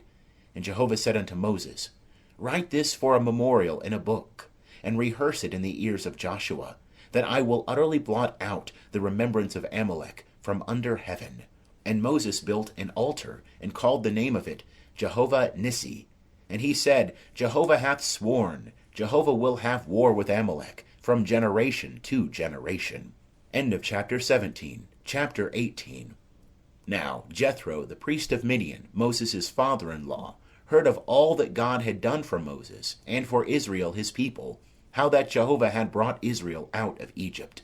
And Jethro, Moses' father-in-law, took Zipporah, Moses' wife, after he had sent her away, and her 2 sons, of whom the name of the one was Gershom, for he said, I have been a sojourner in a foreign land. And the name of the other was Eleazar, for he said, The God of my father was my help, and delivered me from the sword of Pharaoh. And Jethro, Moses' father-in-law, came with his sons and his wife unto Moses into the wilderness, where he was encamped, at the mount of God. And he said unto Moses, I, thy father-in-law Jethro, am come unto thee, and thy wife, and her 2 sons with her. And Moses went out to meet his father-in-law, and did obeisance, and kissed him. And they asked each other of their welfare, and they came into the tent. And Moses told his father-in-law all that Jehovah had done unto Pharaoh and to the Egyptians for Israel's sake, all the travail that had come upon them by the way, and how Jehovah delivered them. And Jethro rejoiced for all the goodness which Jehovah had done to Israel, and that he had delivered them out of the hand of the Egyptians. And Jethro said, Blessed be Jehovah, who hath delivered you out of the hand of the Egyptians, and out of the hand of Pharaoh, who hath delivered the people from under the hand of the Egyptians. Now I know that Jehovah is greater than all gods, yea, and the thing wherein they dealt proudly against them. And Jethro, Moses' father-in-law, took a burnt offering, and sacrifices for God, And Aaron came and all the elders of Israel to eat bread with Moses' father-in-law before God. And it came to pass on the morrow that Moses sat to judge the people. And the people stood about Moses from the morning unto the evening. And when Moses' father-in-law saw all that he did to the people, he said, What is this thing that thou doest to the people? Why sittest thou thyself alone, and all the people stand about thee from morning unto even? And Moses said unto his father-in-law, Because the people come unto me to inquire of God. When they have a matter, they come unto me, and I judge between a man and his neighbour, and I make them know the statutes of God, and his laws. And Moses' father-in-law said unto him, The thing that thou doest is not good. Thou wilt surely wear away, both thou and this people that is with thee. For the thing is too heavy for thee. Thou art not able to perform it thyself alone. Hearken now unto my voice. I will give thee counsel, and God be with thee. Be thou for the people to God ward, and bring thou the causes unto God. And thou shalt teach them the statutes and the laws, and shalt show them the way wherein they must walk, and the work that they must do. Moreover, thou shalt provide out of all the people able men, such as fear God, men of truth, hating unjust gain, and place such over them to be rulers of thousands, rulers of hundreds, rulers of fifties, and rulers of tens. And let them judge the people at all seasons. And it shall be that every great matter shall they bring unto thee, but every small matter they shall judge themselves. So shall it be easier for thyself, and they shall bear the burden with thee. If thou shalt do this thing, and God command thee so, then thou shalt be able to endure, and all this people also shall go to their place in peace. So Moses hearkened to the voice of his father-in-law, and did all that he had said. And Moses chose able men out of all Israel, and made them heads over the people, rulers of thousands, rulers of hundreds, rulers of fifties, and rulers of tens. And they judged the people at all seasons. The hard causes they brought unto Moses, but every small matter they judged themselves. And Moses let his father-in-law depart, and he went his way into his own land. End of chapter 18. Chapter 19. In the 3rd month after the children of Israel were gone forth out of the land of Egypt, the same day came they into the wilderness of Sinai. And when they were departed from Rephidim, and were come to the wilderness of Sinai, they encamped in the wilderness, and there Israel encamped before the mount. And Moses went up unto God, and Jehovah called unto him out of the mountain, saying, Thus shalt thou say to the house of Jacob, and tell the children of Israel, Ye have seen what I did unto the Egyptians, and how I bare you on eagle's wings, and brought you unto myself. Now therefore, if ye will obey my voice indeed, and keep my covenant, then ye shall be mine own possession from among all peoples, for all the earth is mine. And ye shall be unto me a kingdom of priests, and a holy nation. These are the words which thou shalt speak unto the children of Israel. And Moses came and called for the elders of the people, and set before them all these words, which Jehovah commanded him. And all the people answered together, and said, All that Jehovah hath spoken, we will do. And Moses reported the words of the people unto Jehovah. And Jehovah said unto Moses, Lo, I come unto thee in a thick cloud, that the people may hear when I speak with thee, and may also believe thee for ever. And Moses told the words of the people unto Jehovah. And Jehovah said unto Moses, Go unto the people, and sanctify them today and tomorrow, and let them wash their garments, and be ready against the 3rd day. For the 3rd day Jehovah will come down in the sight of all the people upon Mount Sinai. And thou shalt set bounds unto the people round about, saying, Take heed to yourselves, that ye go not up into the mount, or touch the border of it. Whosoever toucheth the mount shall be surely put to death. No hand shall touch him, but he shall surely be stoned, or shot through. Whether it be beast or man, he shall not live. When the trumpet soundeth long, they shall come up to the mount.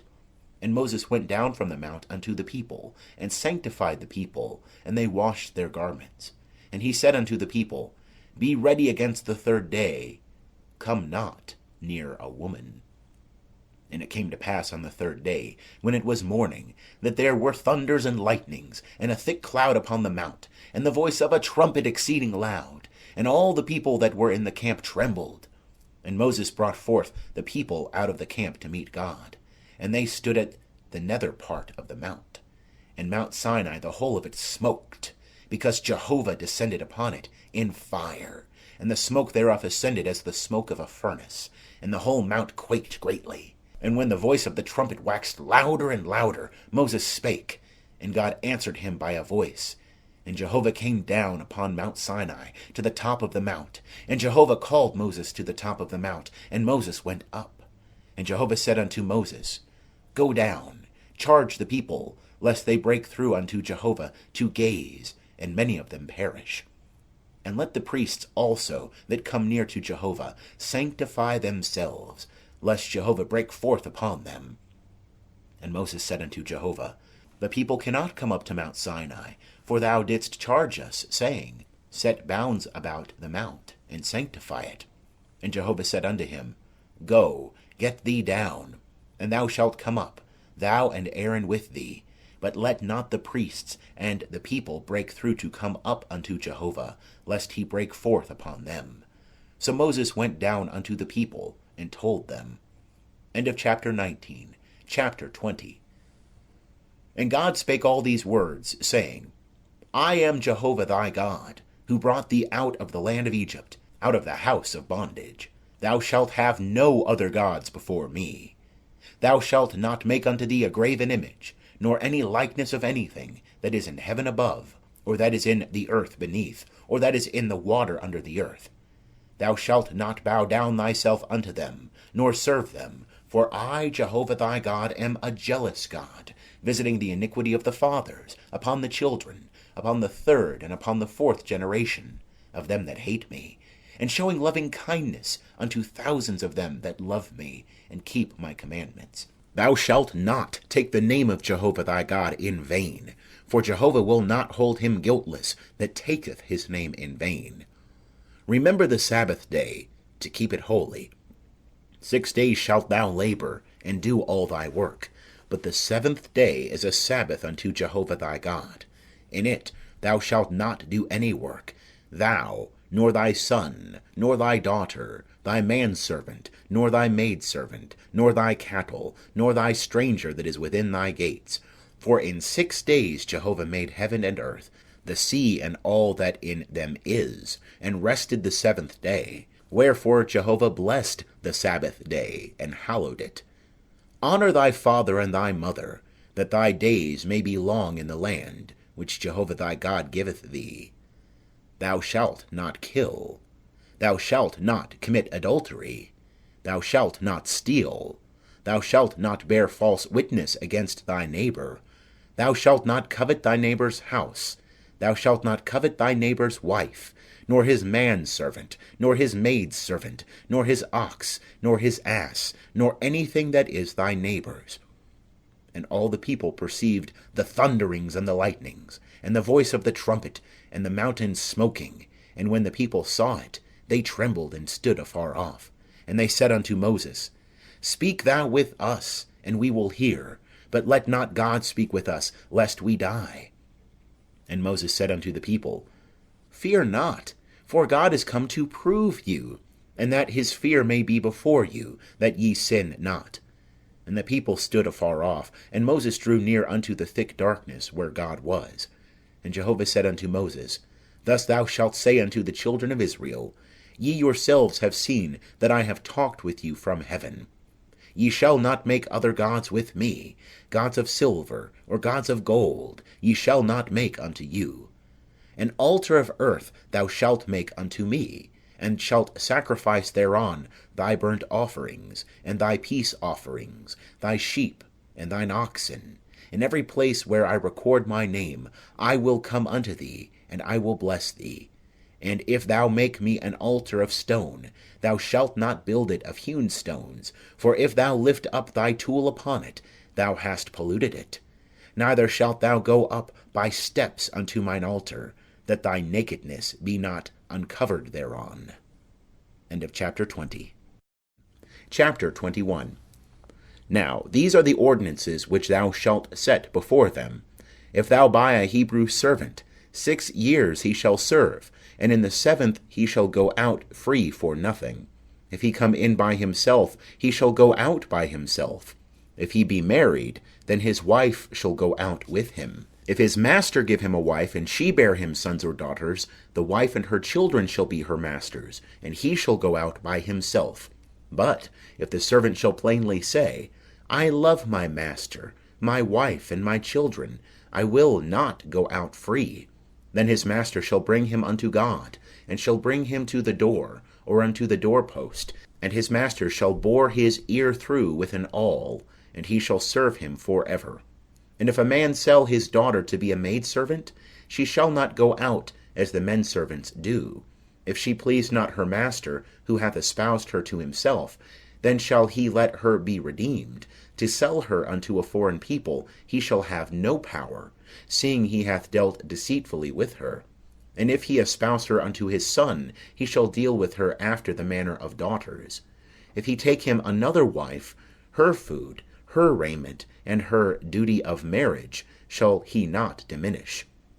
And if he do not these 3 things unto her, then shall she go out for nothing, without money. He that smiteth a man, so that he dieth, shall surely be put to death. And if a man lie not in wait, but God deliver him into his hand, then I will appoint thee a place whither he shall flee. And if a man come presumptuously upon his neighbour, to slay him with guile, thou shalt take him from mine altar, that he may die. And he that smiteth his father or his mother shall be surely put to death. And he that stealeth a man, and selleth him, or if he be found in his hand, he shall surely be put to death. And he that curseth his father or his mother shall surely be put to death. And if men contend, and one smite the other with a stone, or with his fist, and he die not, but keep his bed, if he rise again, and walk abroad upon his staff, then shall he that smote him be quit. Only he shall pay for the loss of his time, and shall cause him to be thoroughly healed. And if a man smite his servant or his maid with a rod, and he die under his hand, he shall surely be punished. Notwithstanding, if he continue a day or 2, he shall not be punished, for he is his money. And if men strive together, and hurt a woman with child, so that her fruit depart, and yet no harm follow, he shall be surely fined, according as the woman's husband shall lay upon him, and he shall pay as the judges determine. But if any harm follow, then thou shalt give life for life, eye for eye, tooth for tooth, hand for hand, foot for foot, burning for burning, wound for wound, stripe for stripe. And if a man smite the eye of his servant, or the eye of his maid, and destroy it, he shall let him go free for his eye's sake. And if he smite out his manservant's tooth, or his maidservant's tooth, he shall let him go free for his tooth's sake. And if an ox gore a man or a woman to death, the ox shall be surely stoned, and its flesh shall not be eaten, but the owner of the ox shall be quit. But if the ox was wont to gore in time past, and it hath been testified to its owner, and he hath not kept it in, but it hath killed a man or a woman, the ox shall be stoned, and its owner also shall be put to death. If there be laid on him a ransom, then he shall give for the redemption of his life whatsoever is laid upon him. Whether it have gored a son, or have gored a daughter, according to this judgment shall it be done unto him. If the ox gore a manservant or a maidservant, there shall be given unto their master 30 shekels of silver, and the ox shall be stoned. And if a man shall open a pit, or if a man shall dig a pit and not cover it, and an ox or an ass fall therein, the owner of the pit shall make it good. He shall give money unto the owner thereof, and the dead beast shall be his.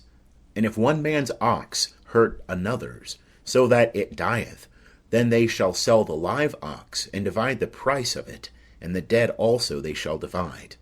Or if it be known that the ox was wont to gore in time past, and its owner hath not kept it in, he shall surely pay ox for ox, and the dead beast shall be his own. End of chapter 21. Chapter 22. If a man shall steal an ox, or a sheep, and kill it, or sell it, he shall pay 5 oxen for an ox, and 4 sheep for a sheep. If the thief be found breaking in, and be smitten so that he dieth, there shall be no blood guiltiness for him. If the sun be risen upon him, there shall be blood guiltiness for him. He shall make restitution. If he hath nothing, then he shall be sold for his theft. If the theft be found in his hand alive, whether it be an ox, or ass, or sheep, he shall pay double. If a man shall cause a field or vineyard to be eaten, and shall let his beast loose, and it feed in another man's field, of the best of his own field, and of the best of his own vineyard, shall he make restitution. If fire break out and catch in thorns, so that the shocks of grain, or the standing grain, or the field are consumed, he that kindled the fire shall surely make restitution. If a man shall deliver unto his neighbour money, or stuff to keep, and it be stolen out of the man's house, if the thief be found, he shall pay double. If the thief be not found, then the master of the house shall come near unto God, to see whether he have not put his hand unto his neighbour's goods. For every matter of trespass, whether it be for ox, for ass, for sheep, for raiment, or for any manner of lost thing, whereof one saith, This is it, the cause of both parties shall come before God. He whom God shall condemn shall pay double unto his neighbour. If a man deliver unto his neighbour an ass, or an ox, or a sheep, or any beast, to keep, and it die, or be hurt, or driven away, no man seeing it, the oath of Jehovah shall be between them both, whether he hath not put his hand unto his neighbour's goods, and the owner thereof shall accept it, and he shall not make restitution. But if it be stolen from him, he shall make restitution unto the owner thereof. If it be torn in pieces, let him bring it for witness. He shall not make good that which was torn. And if a man borrow aught of his neighbour, and it be hurt or die, the owner thereof not being with it, he shall surely make restitution. If the owner thereof be with it, he shall not make it good. If it be a hired thing, it came for its hire. And if a man entice a virgin that is not betrothed, and lie with her, he shall surely pay a dowry for her to be his wife. If her father utterly refuse to give her unto him, he shall pay money according to the dowry of virgins. Thou shalt not suffer a sorceress to live. Whosoever lieth with a beast shall surely be put to death. He that sacrificeth unto any god, save unto Jehovah only, shall be utterly destroyed. And a sojourner shalt thou not wrong, neither shalt thou oppress him, for ye were sojourners in the land of Egypt. You shall not afflict any widow or fatherless child. If thou afflict them at all, and they cry at all unto me, I will surely hear their cry, and my wrath shall wax hot, and I will kill you with the sword, and your wives shall be widows, and your children fatherless. If thou lend money to any of my people with thee that is poor, thou shalt not be to him as a creditor, neither shall ye lay upon him interest. If thou at all take thy neighbour's garment to pledge, thou shalt restore it unto him before the sun goeth down. For that is his only covering, it is his garment for his skin, wherein shall he sleep. And it shall come to pass, when he crieth unto me, that I will hear, for I am gracious. Thou shalt not revile God, nor curse a ruler of thy people. Thou shalt not delay to offer of thy harvest, and of the outflow of thy presses. The firstborn of thy sons shalt thou give unto me. Likewise shalt thou do with thine oxen, and with thy sheep. 7 days it shall be with its dam. On the 8th day thou shalt give it me. And ye shall be holy men unto me. Therefore ye shall not eat any flesh that is torn of beasts in the field. Ye shall cast it to the dogs. End of chapter 22. Chapter 23. Thou shalt not take up a false report. Put not thy hand with the wicked, to be an unrighteous witness. Thou shalt not follow a multitude to do evil, neither shalt thou speak in a cause, to turn aside after a multitude, to wrest justice. Neither shalt thou favour a poor man in his cause. If thou meet thine enemy's ox or ass going astray, thou shalt surely bring it back to him again. If thou see the ass of him that hateth thee lying under his burden, thou shalt forbear to leave him, thou shalt surely release it with him. Thou shalt not wrest the justice due to thy poor in his cause. Keep thee far from a false matter, and the innocent and righteous slay thou not, for I will not justify the wicked. And thou shalt take no bribe, for a bribe blindeth them that have sight, and perverteth the words of the righteous. And a sojourner shalt thou not oppress, for ye know the heart of a sojourner, seeing ye were sojourners in the land of Egypt. And 6 years thou shalt sow thy land, and shalt gather in the increase thereof. But the 7th year thou shalt let it rest, and lie fallow, that the poor of thy people may eat, and what they leave the beast of the field shall eat. In like manner thou shalt deal with thy vineyard and with thy olive yard. 6 days thou shalt do thy work, and on the 7th day thou shalt rest, that thine ox and thine ass may have rest, and the son of thy handmaid and the sojourner may be refreshed. And in all things that I have said unto you, take ye heed, and make no mention of the name of other gods, neither let it be heard out of thy mouth. 3 times thou shalt keep a feast unto me in the year. The feast of unleavened bread shalt thou keep. 7 days thou shalt eat unleavened bread, as I commanded thee, at the time appointed in the month Abib. For in it thou camest out from Egypt, and none shall appear before me empty. And the feast of the harvest, the firstfruits of thy labours, which thou sowest in the field, and the feast of ingathering, at the end of the year when thou gatherest in thy labours out of the field. 3 times in the year all thy males shall appear before the Lord Jehovah. Thou shalt not offer the blood of my sacrifice with leavened bread, neither shall the fat of my feast remain all night until the morning. The first of the first fruits of thy ground thou shalt bring into the house of Jehovah thy God. Thou shalt not boil a kid in its mother's milk. Behold, I send an angel before thee, to keep thee by the way, and to bring thee into the place which I have prepared. Take ye heed before him, and hearken unto his voice. Provoke him not, for he will not pardon your transgression, for my name is in him. But if thou shalt indeed hearken unto his voice, and do all that I speak, then I will be an enemy unto thine enemies, and an adversary unto thine adversaries. For mine angel shall go before thee, and bring thee in unto the Amorite, and the Hittite, and the Perizzite, and the Canaanite, the Hivite, and the Jebusite, and I will cut them off. Thou shalt not bow down to their gods, nor serve them, nor do after their works, but thou shalt utterly overthrow them, and break in pieces their pillars. And ye shall serve Jehovah your God, and he will bless thy bread, and thy water, and I will take sickness away from the midst of thee. There shall none cast her young, nor be barren, in thy land. The number of thy days I will fulfill.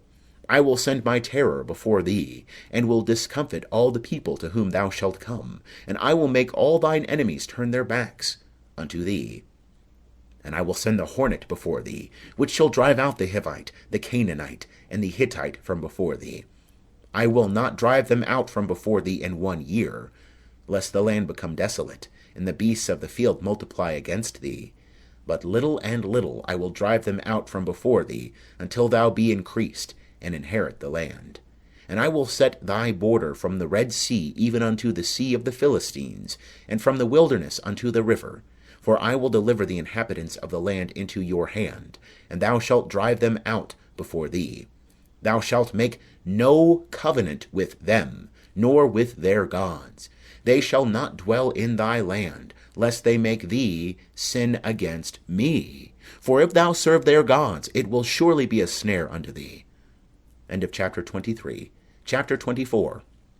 And he said unto Moses, Come up unto Jehovah, thou, and Aaron, Nadab, and Abihu, and 70 of the elders of Israel, and worship ye afar off. And Moses alone shall come near unto Jehovah, but they shall not come near, neither shall the people go up with him. And Moses came and told the people all the words of Jehovah, and all the ordinances. And all the people answered with one voice, and said, All the words which Jehovah hath spoken will we do. And Moses wrote all the words of Jehovah, and rose up early in the morning, and builded an altar under the mount, and 12 pillars according to the 12 tribes of Israel. And he sent young men of the children of Israel, who offered burnt offerings, and sacrificed peace offerings of oxen unto Jehovah. And Moses took half of the blood, and put it in basins, and half of the blood he sprinkled on the altar. And he took the book of the covenant, and read in the audience of the people. And they said, All that Jehovah hath spoken will we do, and be obedient. And Moses took the blood, and sprinkled it on the people, and said, Behold the blood of the covenant, which Jehovah hath made with you concerning all these words.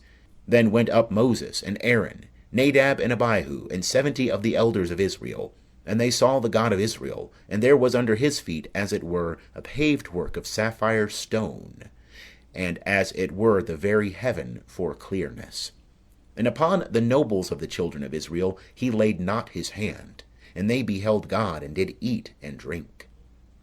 And Jehovah said unto Moses, Come up to me into the mount, and be there, and I will give thee the tables of stone, and the law and the commandment which I have written, that thou mayest teach them.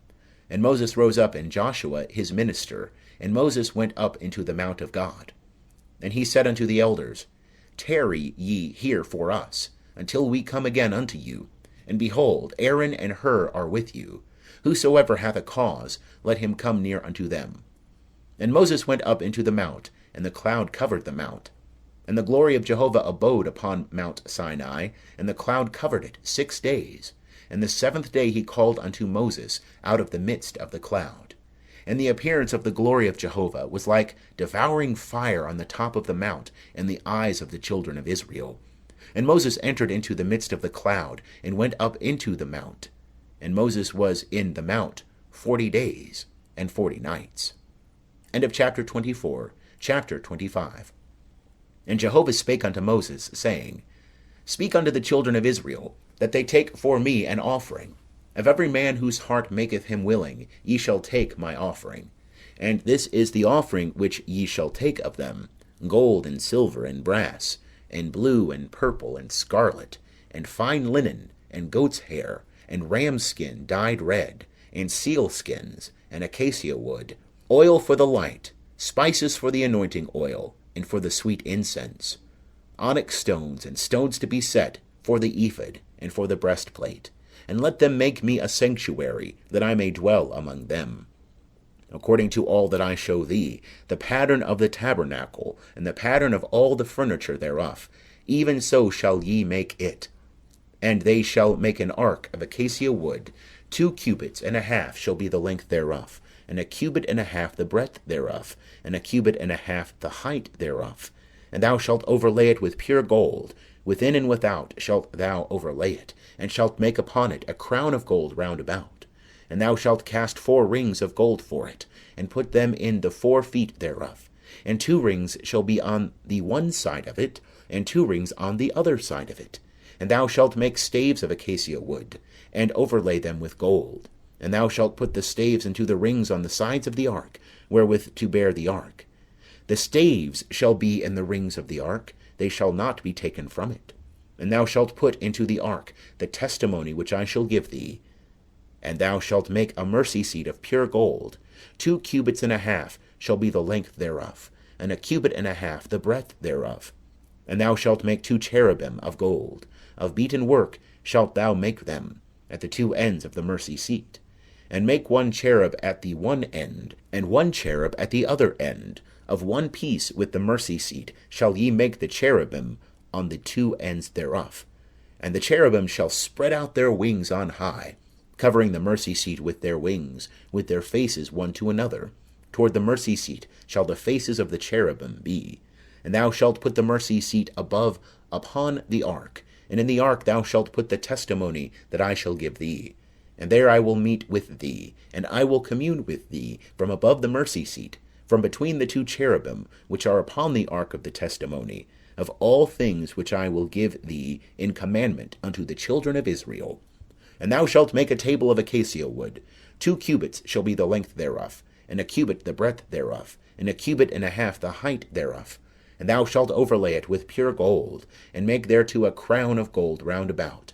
And thou shalt make unto it a border of a handbreadth round about. And thou shalt make a golden crown to the border thereof round about. And thou shalt make for it 4 rings of gold, and put the rings in the 4 corners that are on the 4 feet thereof. Close by the border shall the rings be, for places for the staves to bear the table. And thou shalt make the staves of acacia wood, and overlay them with gold, that the table may be borne with them. And thou shalt make the dishes thereof, and the spoons thereof, and the flagons thereof, and the bowls thereof, wherewith to pour out. Of pure gold shalt thou make them. And thou shalt set upon the table shewbread before me alway.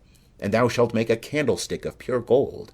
Of beaten work shall the candlestick be made, even its base, and its shaft, its cups, its knops, and its flowers shall be of one piece with it.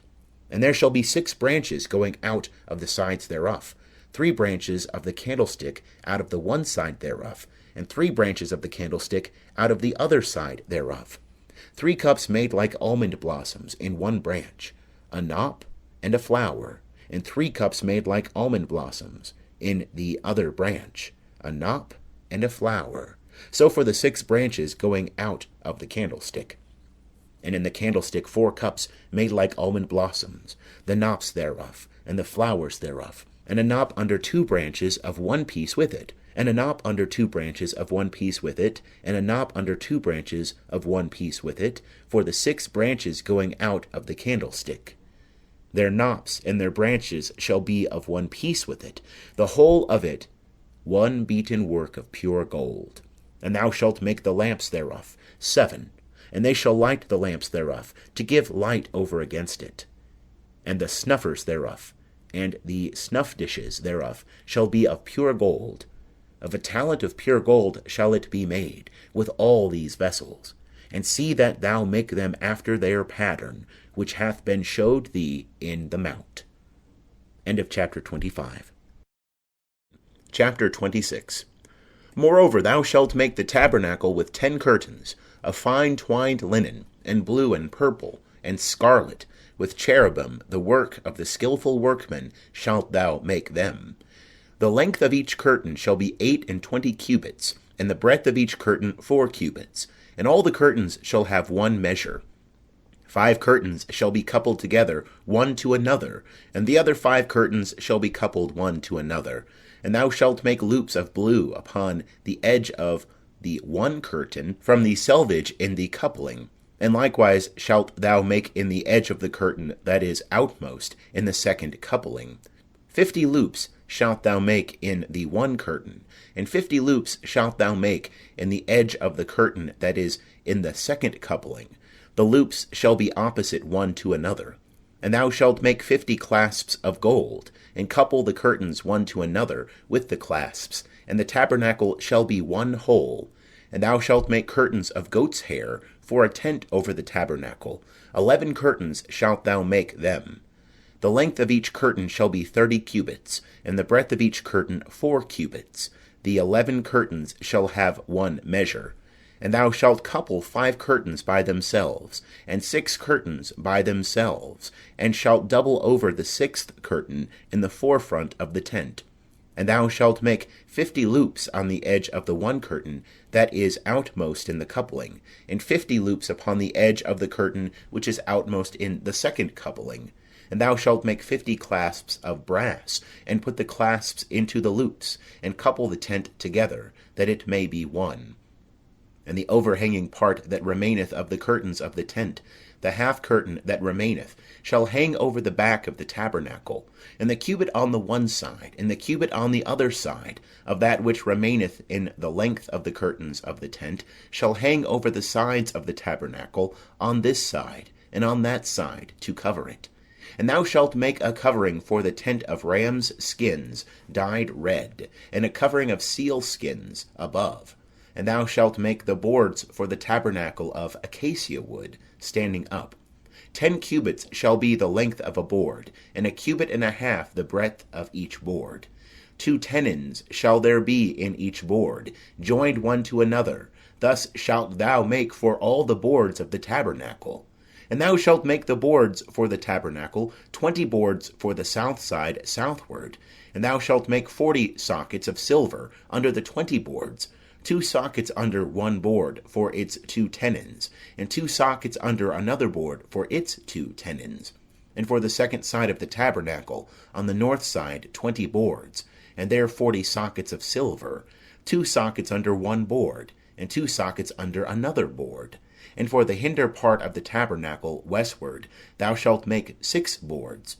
And 2 boards shalt thou make for the corners of the tabernacle in the hinder part. And they shall be double beneath. And in like manner they shall be entire unto the top thereof, unto one ring. Thus shall it be for them both. They shall be for the 2 corners. And there shall be 8 boards, and their sockets of silver, 16 sockets, 2 sockets under one board, and 2 sockets under another board.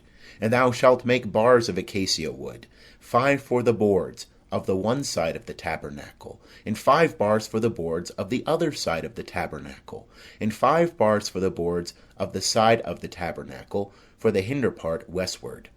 And the middle bar in the midst of the boards shall pass through from end to end. And thou shalt overlay the boards with gold, and make their rings of gold for places for the bars. And thou shalt overlay the bars with gold. And thou shalt rear up the tabernacle according to the fashion thereof, which hath been shewed thee in the mount. And thou shalt make a veil of blue, and purple, and scarlet, and fine twined linen, with cherubim, the work of the skilful workman shall it be made. And thou shalt hang it upon 4 pillars of acacia, overlaid with gold. Their hooks shall be of gold, upon 4 sockets of silver. And thou shalt hang up the veil under the clasps, and shalt bring in thither, within the veil, the ark of the testimony. And the veil shall separate unto you between the holy place and the most holy. And thou shalt put the mercy seat upon the ark of the testimony in the most holy place. And thou shalt set the table without the veil, and the candlestick over against the table on the side of the tabernacle toward the south. And thou shalt put the table on the north side. And thou shalt make a screen for the door of the tent, of blue and purple and scarlet, and fine twined linen, the work of the embroiderer. And thou shalt make for the screen 5 pillars of acacia, and overlay them with gold. Their hooks shall be of gold, and thou shalt cast 5 sockets of brass for them. End of chapter 26. Chapter 27. And thou shalt make the altar of acacia wood, 5 cubits long, and 5 cubits broad. The altar shall be 4 square, and the height thereof shall be 3 cubits. And thou shalt make the horns of it upon the 4 corners thereof. The horns thereof shall be of one piece with it, and thou shalt overlay it with brass.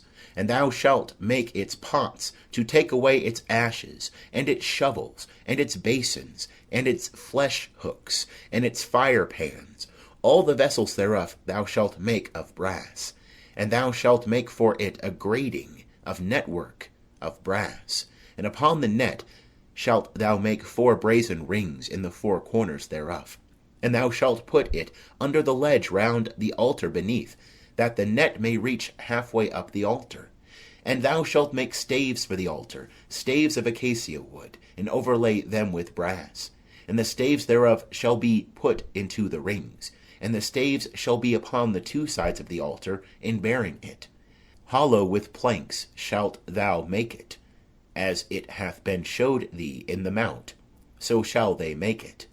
And thou shalt make the court of the tabernacle for the south side southward. There shall be hangings for the court of fine twined linen, 100 cubits long for one side. And the pillars thereof shall be 20, and their sockets 20, of brass. The hooks of the pillars and their fillets shall be of silver. And likewise for the north side in length there shall be hangings 100 cubits long, and the pillars thereof 20, and their sockets 20, of brass. The hooks of the pillars, and their fillets of silver.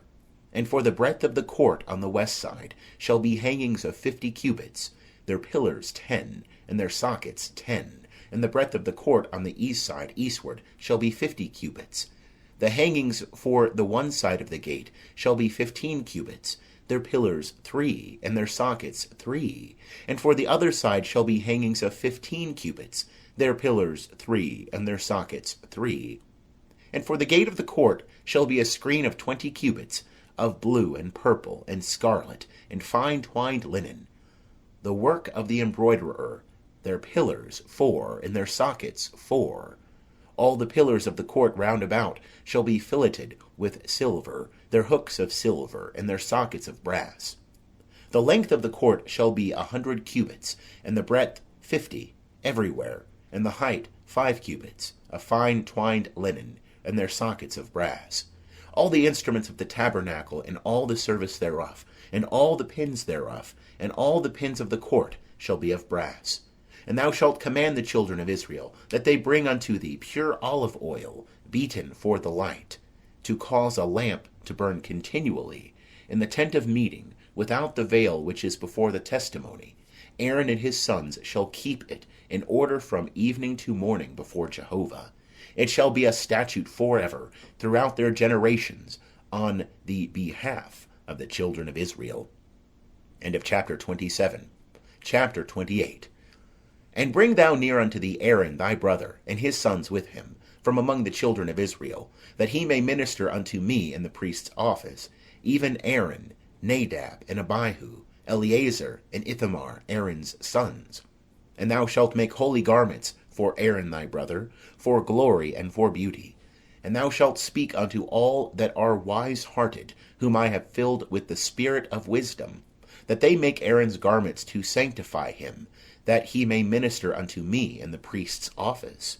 And these are the garments which they shall make: a breastplate, and an ephod, and a robe, and a coat of checker work, a mitre, and a girdle.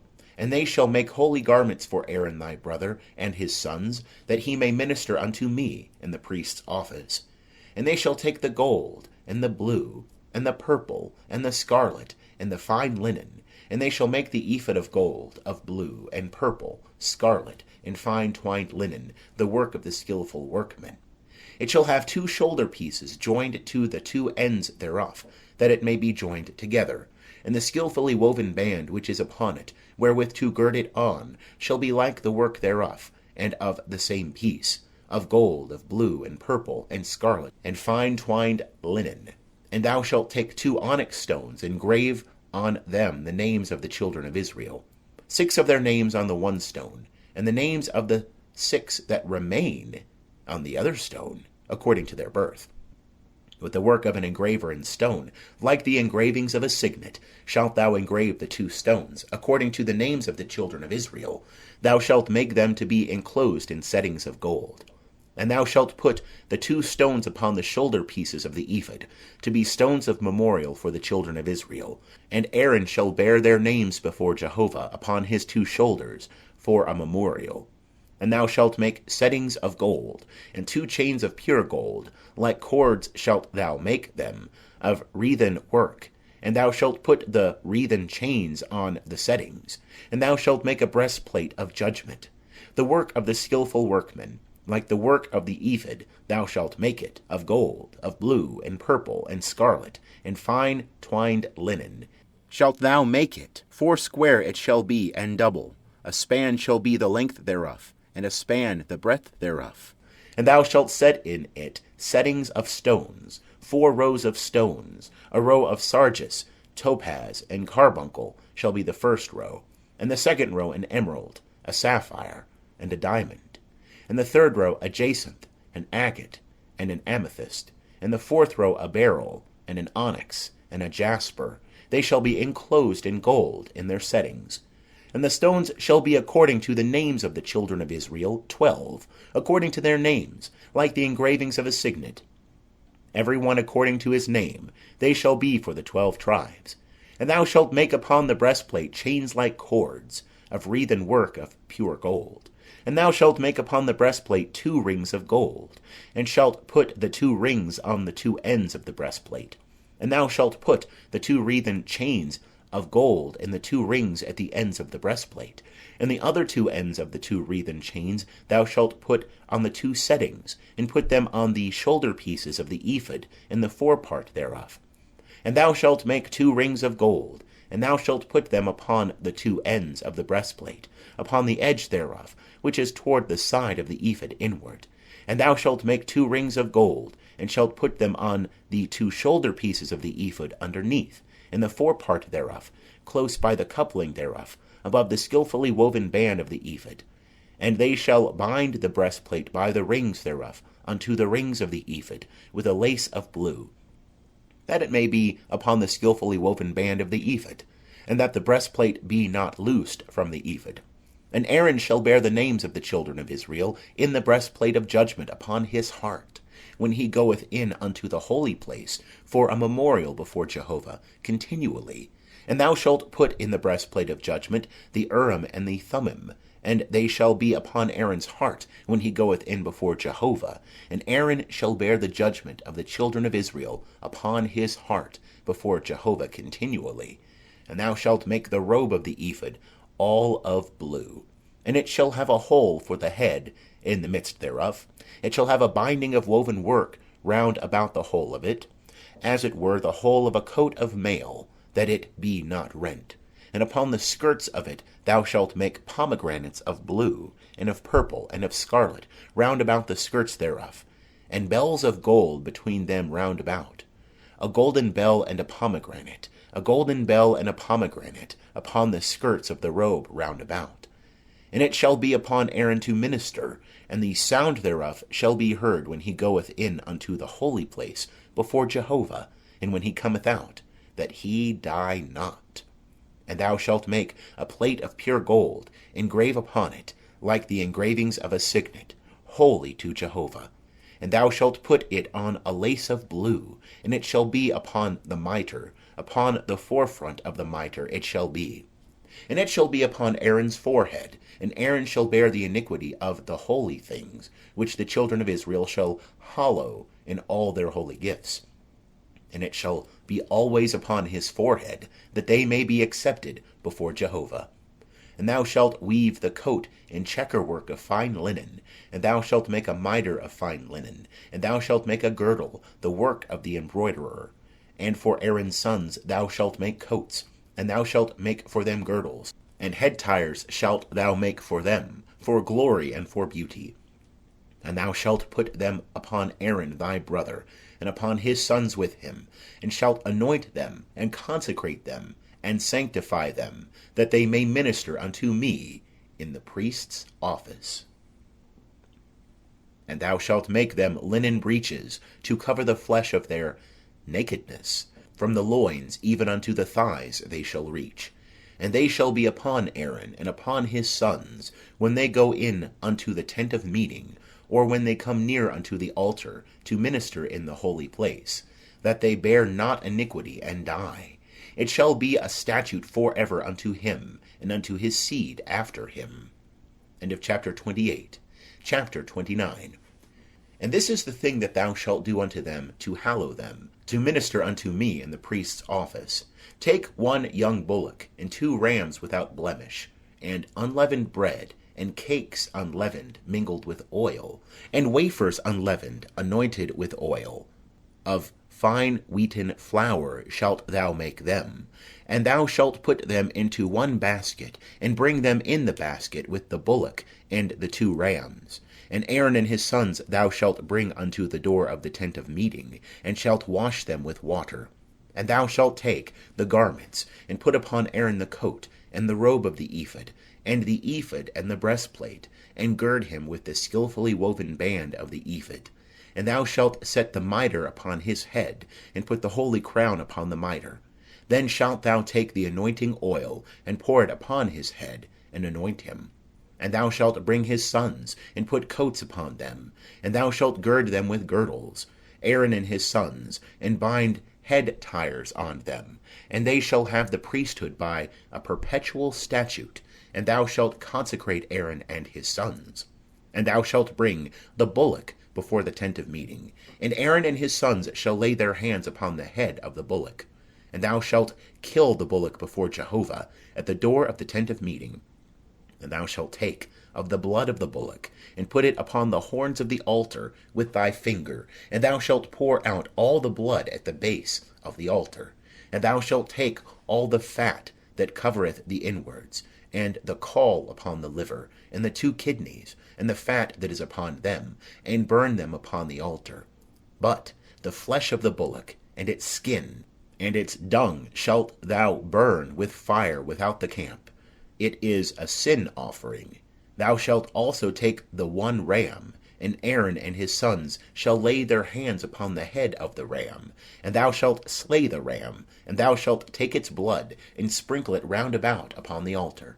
And thou shalt cut the ram into its pieces, and wash its inwards and its legs, and put them with its pieces and with its head. And thou shalt burn the whole ram upon the altar. It is a burnt offering unto Jehovah. It is a sweet savour, an offering made by fire unto Jehovah. And thou shalt take the other ram, and Aaron and his sons shall lay their hands upon the head of the ram. Then shalt thou kill the ram, and take of its blood, and put it upon the tip of the right ear of Aaron, and upon the tip of the right ear of his sons, and upon the thumb of their right hand, and upon the great toe of their right foot, and sprinkle the blood upon the altar round about.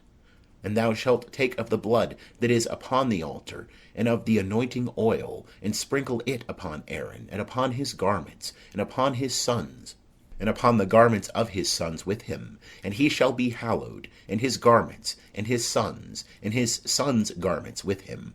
Also thou shalt take of the ram the fat, and the fat tail, and the fat that covereth the inwards, and the caul of the liver, and the 2 kidneys, and the fat that is upon them, and the right thigh, for it is a ram of consecration, and 1 loaf of bread, and 1 cake of oiled bread, and 1 wafer out of the basket of unleavened bread that is before Jehovah.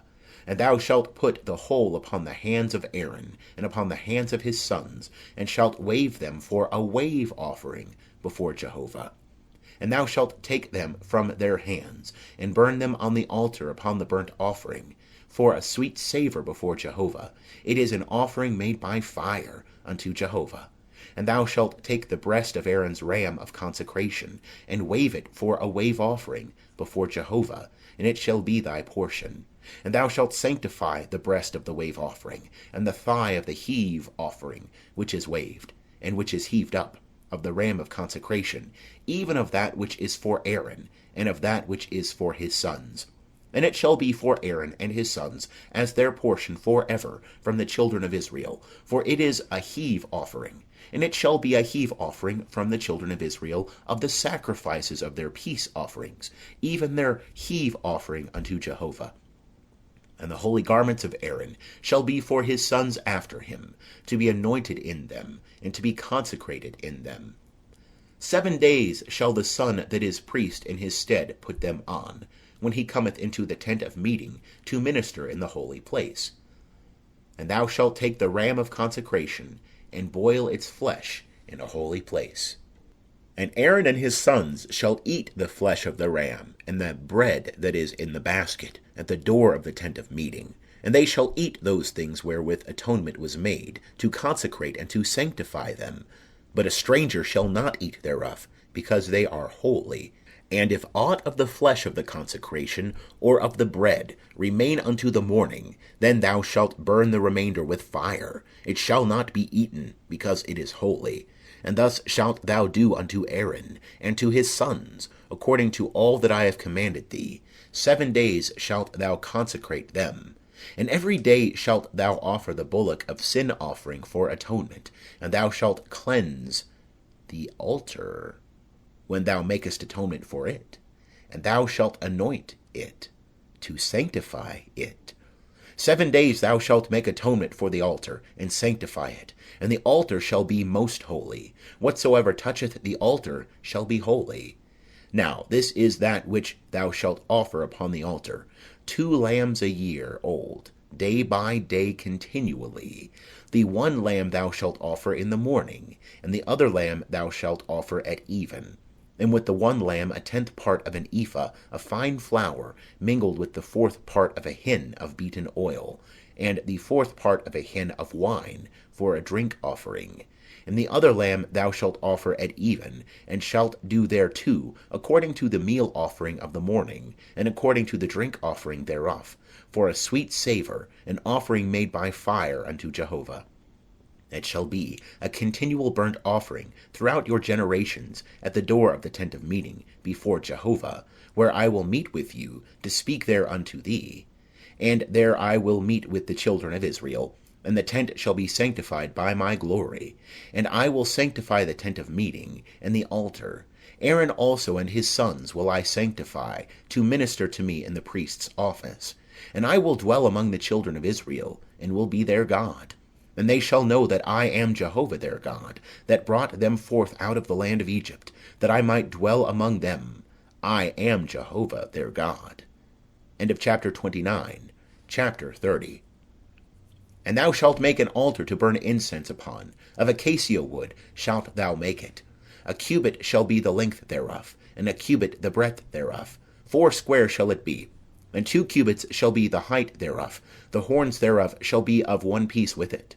And thou shalt overlay it with pure gold, the top thereof, and the sides thereof round about, and the horns thereof. And thou shalt make unto it a crown of gold round about. And 2 golden rings shalt thou make for it, under the crown thereof, upon the 2 ribs thereof, upon the 2 sides of it shalt thou make them. And they shall be for places for staves, wherewith to bear it. And thou shalt make the staves of acacia wood, and overlay them with gold. And thou shalt put it before the veil that is by the ark of the testimony, before the mercy seat that is over the testimony, where I will meet with thee. And Aaron shall burn thereon incense of sweet spices. Every morning, when he dresseth the lamps, he shall burn it. And when Aaron lighteth the lamps at even, he shall burn it, a perpetual incense before Jehovah throughout your generations. Ye shall offer no strange incense thereon, nor burnt offering, nor meal offering, and ye shall pour no drink offering thereon. And Aaron shall make atonement upon the horns of it once in the year, with the blood of the sin offering of atonement. Once in the year shall he make atonement for it throughout your generations. It is most holy unto Jehovah. And Jehovah spake unto Moses, saying, When thou takest the sum of the children of Israel, according to those that are numbered of them, then shall they give every man a ransom for his soul unto Jehovah, when thou numberest them, that there be no plague among them, when thou numberest them. This they shall give, every one that passeth over unto them that are numbered, 1/2 shekel after the shekel of the sanctuary. The shekel is 20 gerahs. 1/2 shekel for an offering to Jehovah. Every one that passeth over unto them that are numbered, from 20 years old and upward, shall give the offering of Jehovah. The rich shall not give more, and the poor shall not give less than the 1/2 shekel, when they give the offering of Jehovah, to make atonement for your souls. And thou shalt take the atonement money from the children of Israel, and shalt appoint it for the service of the tent of meeting, that it may be a memorial for the children of Israel before Jehovah, to make atonement for your souls. And Jehovah spake unto Moses, saying, Thou shalt also make a laver of brass, and the base thereof of brass, whereat to wash, and thou shalt put it between the tent of meeting and the altar, and thou shalt put water therein. And Aaron and his sons shall wash their hands and their feet thereat. When they go into the tent of meeting, they shall wash with water, that they die not. Or when they come near to the altar to minister, to burn an offering made by fire unto Jehovah, so they shall wash their hands and their feet, that they die not. And it shall be a statute for ever to them, even to him and to his seed, throughout their generations. Moreover, Jehovah spake unto Moses, saying, Take thou also unto thee the chief spices, of flowing myrrh 500 shekels, and of sweet cinnamon 1/2 so much, even 250, and of sweet calamus 250, and of cassia 500, after the shekel of the sanctuary, and of olive oil a hin. And thou shalt make it a holy anointing oil, a perfume compounded after the art of the perfumer. It shall be a holy anointing oil. And thou shalt anoint therewith the tent of meeting, and the ark of the testimony, and the table, and all the vessels thereof, and the candlestick, and the vessels thereof, and the altar of incense, and the altar of burnt offering, with all the vessels thereof, and the laver, and the base thereof.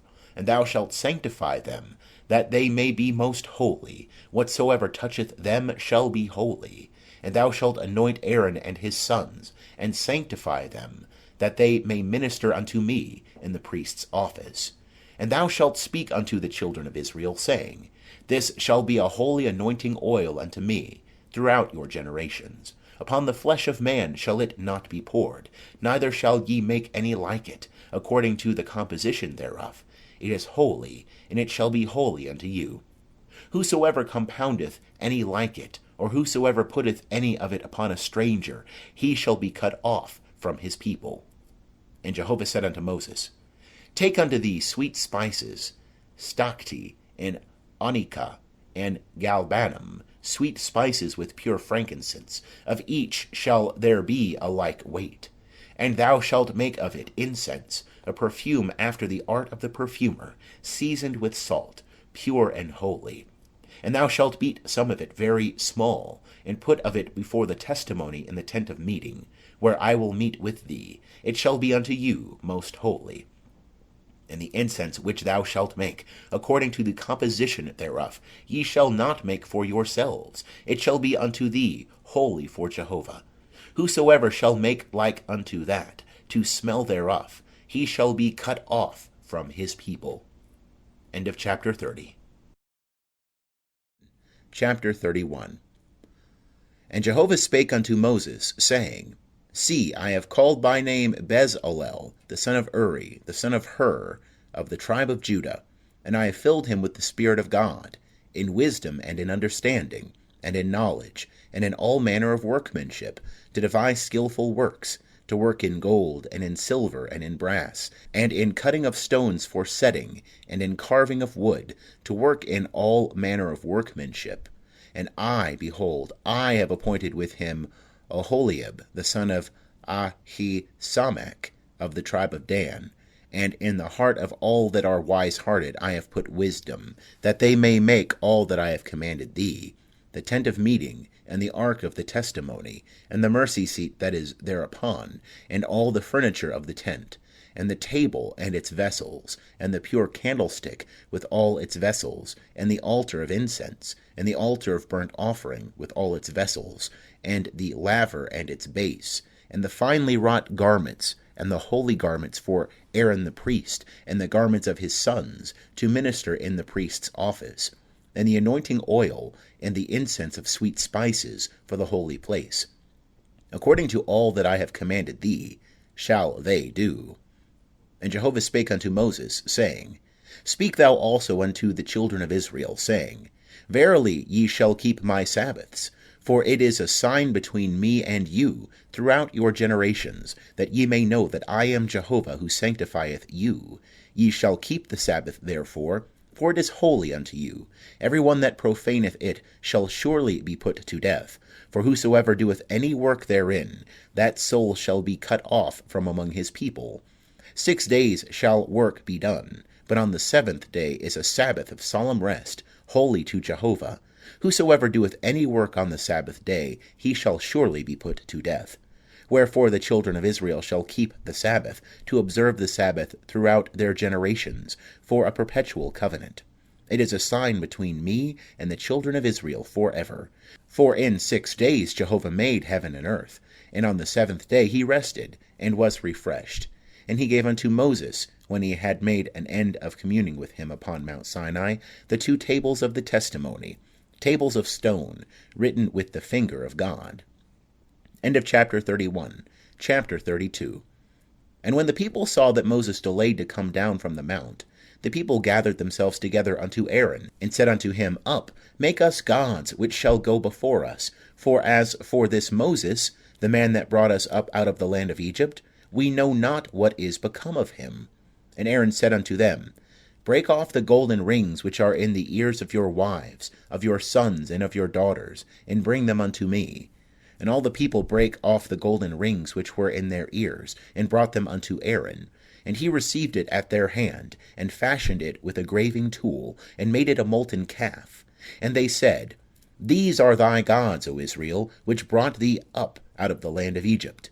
And when Aaron saw this, he built an altar before it. And Aaron made proclamation and said, Tomorrow shall be a feast to Jehovah. And they rose up early on the morrow, and offered burnt offerings, and brought peace offerings. And the people sat down to eat and to drink, and rose up to play. And Jehovah spake unto Moses, Go, get thee down, for thy people that thou broughtest up out of the land of Egypt have corrupted themselves. They have turned aside quickly out of the way which I commanded them. They have made them a molten calf, and have worshipped it, and have sacrificed unto it, and said, These are thy gods, O Israel, which brought thee up out of the land of Egypt. And Jehovah said unto Moses, I have seen this people, and behold, it is a stiff-necked people. Now therefore let me alone, that my wrath may wax hot against them, and that I may consume them, and I will make of thee a great nation. And Moses besought Jehovah his God, and said, Jehovah, why doth thy wrath wax hot against thy people, that thou hast brought forth out of the land of Egypt with great power and with a mighty hand? Wherefore should the Egyptians speak, saying, For evil did he bring them forth, to slay them in the mountains, and to consume them from the face of the earth? Turn from thy fierce wrath, and repent of this evil against thy people.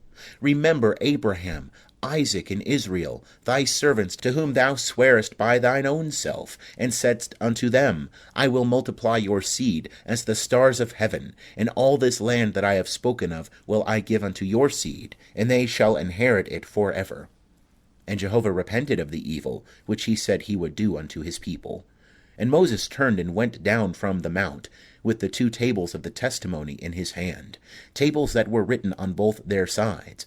On the one side and on the other were they written. And the tables were the work of God, and the writing was the writing of God, graven upon the tables.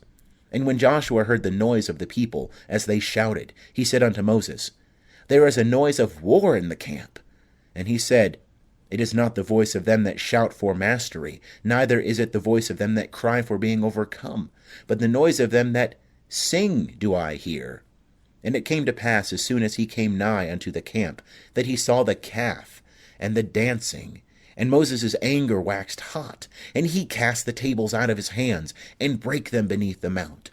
And he took the calf which they had made, and burnt it with fire, and ground it to powder, and strewed it upon the water, and made the children of Israel drink of it. And Moses said unto Aaron, What did this people unto thee, that thou hast brought a great sin upon them? And Aaron said, Let not the anger of my Lord wax hot. Thou knowest the people, that they are set on evil. For they said unto me, Make us gods which shall go before us. For as for this Moses, the man that brought us up out of the land of Egypt, we know not what is become of him. And I said unto them, Whosoever hath any gold, let them break it off. So they gave it me, and I cast it into the fire, and there came out this calf. And when Moses saw that the people were broken loose, for Aaron had let them loose for a derision among their enemies, then Moses stood in the gate of the camp, and said, Whoso is on Jehovah's side, let him come unto me. And all the sons of Levi gathered themselves together unto him. And he said unto them, Thus saith Jehovah, the God of Israel, Put ye every man his sword upon his thigh, and go to and fro from the gate to gate throughout the camp, and slay every man his brother, and every man his companion, and every man his neighbor. And the sons of Levi did according to the word of Moses. And there fell on the people that day about 3,000 men. And Moses said, Consecrate yourselves today to Jehovah, yea, every man against his son and against his brother, that he may bestow upon you a blessing this day. And it came to pass on the morrow that Moses said unto the people, Ye have sinned a great sin, and now I will go up unto Jehovah. Peradventure I shall make atonement for your sin. And Moses returned unto Jehovah and said, O this people have sinned a great sin, and have made them gods of gold. Yet now if thou wilt forgive their sin, and if not, blot me, I pray thee, out of thy book which thou hast written. And Jehovah said unto Moses, Whosoever hath sinned against me, him will I blot out of my book.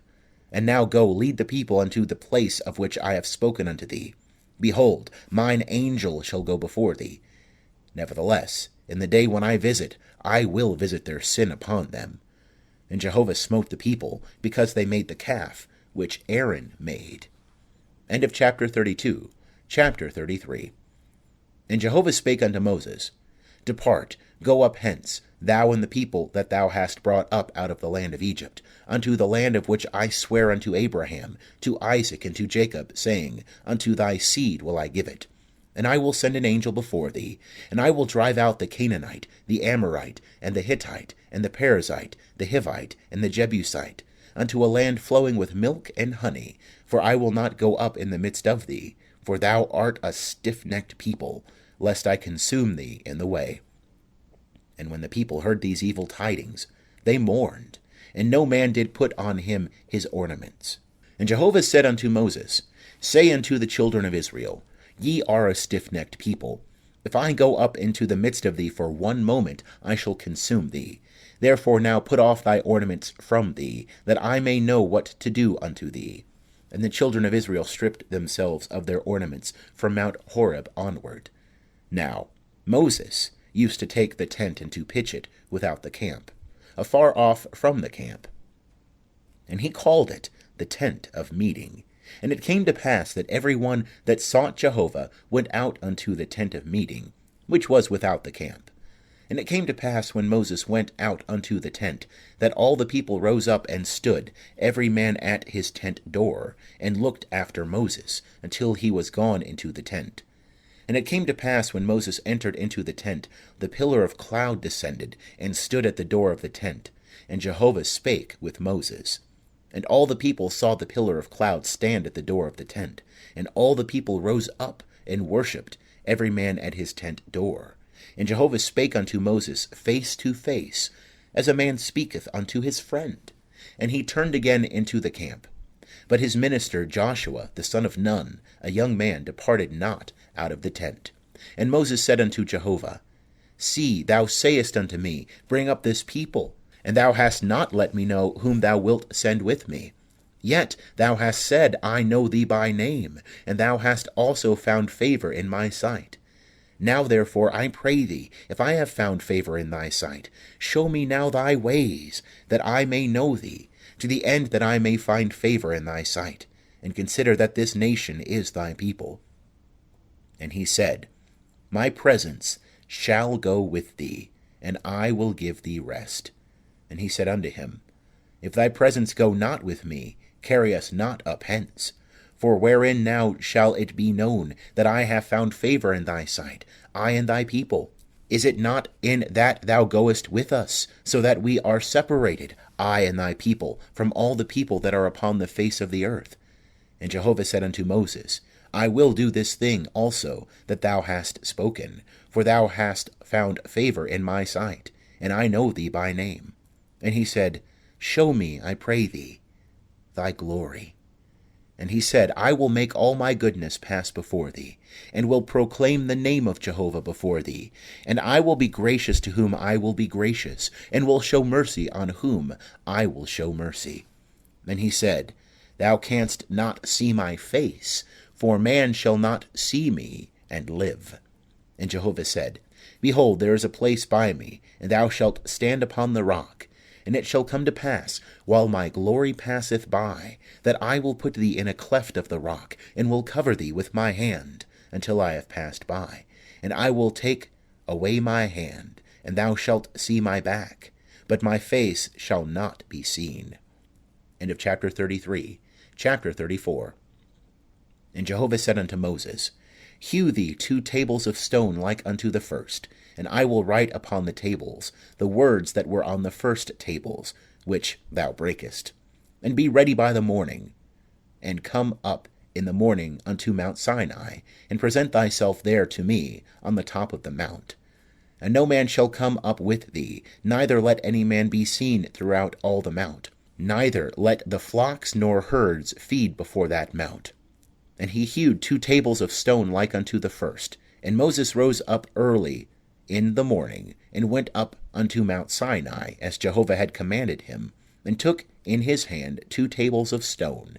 And Jehovah descended in the cloud, and stood with him there, and proclaimed the name of Jehovah. And Jehovah passed by before him, and proclaimed, Jehovah, Jehovah, a God merciful and gracious, slow to anger, and abundant in loving kindness and truth, keeping loving kindness for thousands, forgiving iniquity and transgression and sin, and that will by no means clear the guilty, visiting the iniquity of the fathers upon the children, and upon the children's children, upon the 3rd and upon the 4th generation. And Moses made haste, and bowed his head toward the earth, and worshipped. And he said, If now I have found favour in thy sight, O Lord, let the Lord, I pray thee, go in the midst of us, for it is a stiff-necked people, and pardon our iniquity and our sin, and take us for thine inheritance. And he said, Behold, I make a covenant. Before all thy people I will do marvels, such as have not been wrought in all the earth, nor in any nation. And all the people among which thou art shall see the work of Jehovah, for it is a terrible thing that I do with thee. Observe thou that which I command thee this day. Behold, I drive out before thee the Amorite, and the Canaanite, and the Hittite, and the Perizzite, and the Hivite, and the Jebusite. Take heed to thyself, lest thou make a covenant with the inhabitants of the land whither thou goest, lest it be for a snare in the midst of thee. But ye shall break down their altars, and dash in pieces their pillars, and ye shall cut down their Asherim. For thou shalt worship no other God, for Jehovah, whose name is jealous, is a jealous God, lest thou make a covenant with the inhabitants of the land, and they play the harlot after their gods, and sacrifice unto their gods, and one call thee, and thou eat of his sacrifice. And thou take of their daughters unto thy sons, and their daughters play the harlot after their gods, and make thy sons play the harlot after their gods. Thou shalt make thee no molten gods. The feast of unleavened bread shalt thou keep. 7 days thou shalt eat unleavened bread, as I commanded thee, at the time appointed in the month Abib, for in the month Abib thou camest out from Egypt. All that openeth the womb is mine, and all thy cattle that is male, the firstlings of cow and sheep, and the firstling of an ass thou shalt redeem with a lamb.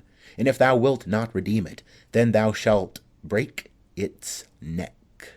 All the firstborn of thy sons thou shalt redeem, and none shall appear before me empty. 6 days thou shalt work, but on the 7th day thou shalt rest. In plowing time and in harvest thou shalt rest. And thou shalt observe the feast of weeks, even of the first fruits of wheat harvest, and the feast of ingathering at the year's end. 3 times in the year shall all thy males appear before the Lord Jehovah, the God of Israel. For I will cast out nations before thee, and enlarge thy borders, neither shall any man desire thy land, when thou goest up to appear before Jehovah thy God 3 times in the year. Thou shalt not offer the blood of my sacrifice with leavened bread, neither shall the sacrifice of the feast of the Passover be left unto the morning. The first of the firstfruits of thy ground thou shalt bring unto the house of Jehovah thy God. Thou shalt not boil a kid in its mother's milk. And Jehovah said unto Moses, Write thou these words, for after the tenor of these words I have made a covenant with thee and with Israel. And he was there with Jehovah 40 days and 40 nights. He did neither eat bread nor drink water. And he wrote upon the tables the words of the covenant, the 10 commandments. And it came to pass, when Moses came down from Mount Sinai, with the 2 tables of the testimony in Moses' hand, when he came down from the mount, that Moses knew not that the skin of his face shone by reason of his speaking with him. And when Aaron and all the children of Israel saw Moses, behold, the skin of his face shone, and they were afraid to come nigh him. And Moses called unto them, and Aaron and all the rulers of the congregation returned unto him, and Moses spake to them. And afterward all the children of Israel came nigh, and he gave them in commandment all that Jehovah had spoken with him in Mount Sinai. And when Moses had done speaking with them, he put a veil on his face. But when Moses went in before Jehovah to speak with him, he took the veil off, until he came out. And he came out, and spake unto the children of Israel that which he was commanded. And the children of Israel saw the face of Moses, that the skin of Moses' face shone. And Moses put the veil upon his face again, until he went in to speak with him. End of chapter 34. Chapter 35. And Moses assembled all the congregation of the children of Israel, and said unto them, These are the words which Jehovah hath commanded, that ye should do them. 6 days shall work be done, but on the 7th day there shall be to you a holy day, a Sabbath of solemn rest to Jehovah. Whosoever doeth any work therein shall be put to death. Ye shall kindle no fire throughout your habitations upon the Sabbath day. And Moses spake unto all the congregation of the children of Israel, saying, This is the thing which Jehovah commanded, saying, Take ye from among you an offering unto Jehovah. Whosoever is of a willing heart, let him bring it. Jehovah's offering, gold and silver and brass, and blue and purple and scarlet, and fine linen, and goat's hair, and ram's skin dyed red, and seal skins, and acacia wood, and oil for the light, and spices for the anointing oil, and for the sweet incense, and onyx stones, and stones to be set for the ephod, and for the breastplate. And let every wise-hearted man among you come, and make all that Jehovah hath commanded, the tabernacle, its tent, and its covering, its clasps, and its boards, its bars, its pillars, and its sockets, the ark, and the staves thereof, the mercy seat, and the veil of the screen, the table and its staves, and all its vessels, and the showbread, the candlestick also for the light, and its vessels, and its lamps, and the oil for the light, and the altar of incense, and its staves, and the anointing oil, and the sweet incense, and the screen for the door, at the door of the tabernacle, the altar of burnt offering with its grating of brass, its staves and all its vessels, the laver and its base, the hangings of the court, the pillars thereof, and their sockets, and the screen for the gate of the court, the pins of the tabernacle, and the pins of the court, and their cords, the finely wrought garments for ministering in the holy place, the holy garments for Aaron the priest, and the garments of his sons to minister in the priest's office. And all the congregation of the children of Israel departed from the presence of Moses. And they came, every one whose heart stirred him up, and every one whom his spirit made willing, and brought Jehovah's offering, for the work of the tent of meeting, and for all the service thereof, and for the holy garments.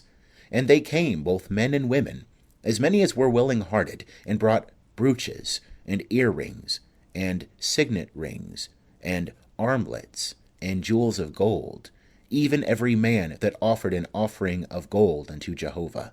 And every man with whom was found blue and purple and scarlet, and fine linen and goat's hair, and ram's skins dyed red, and seal skins, brought them.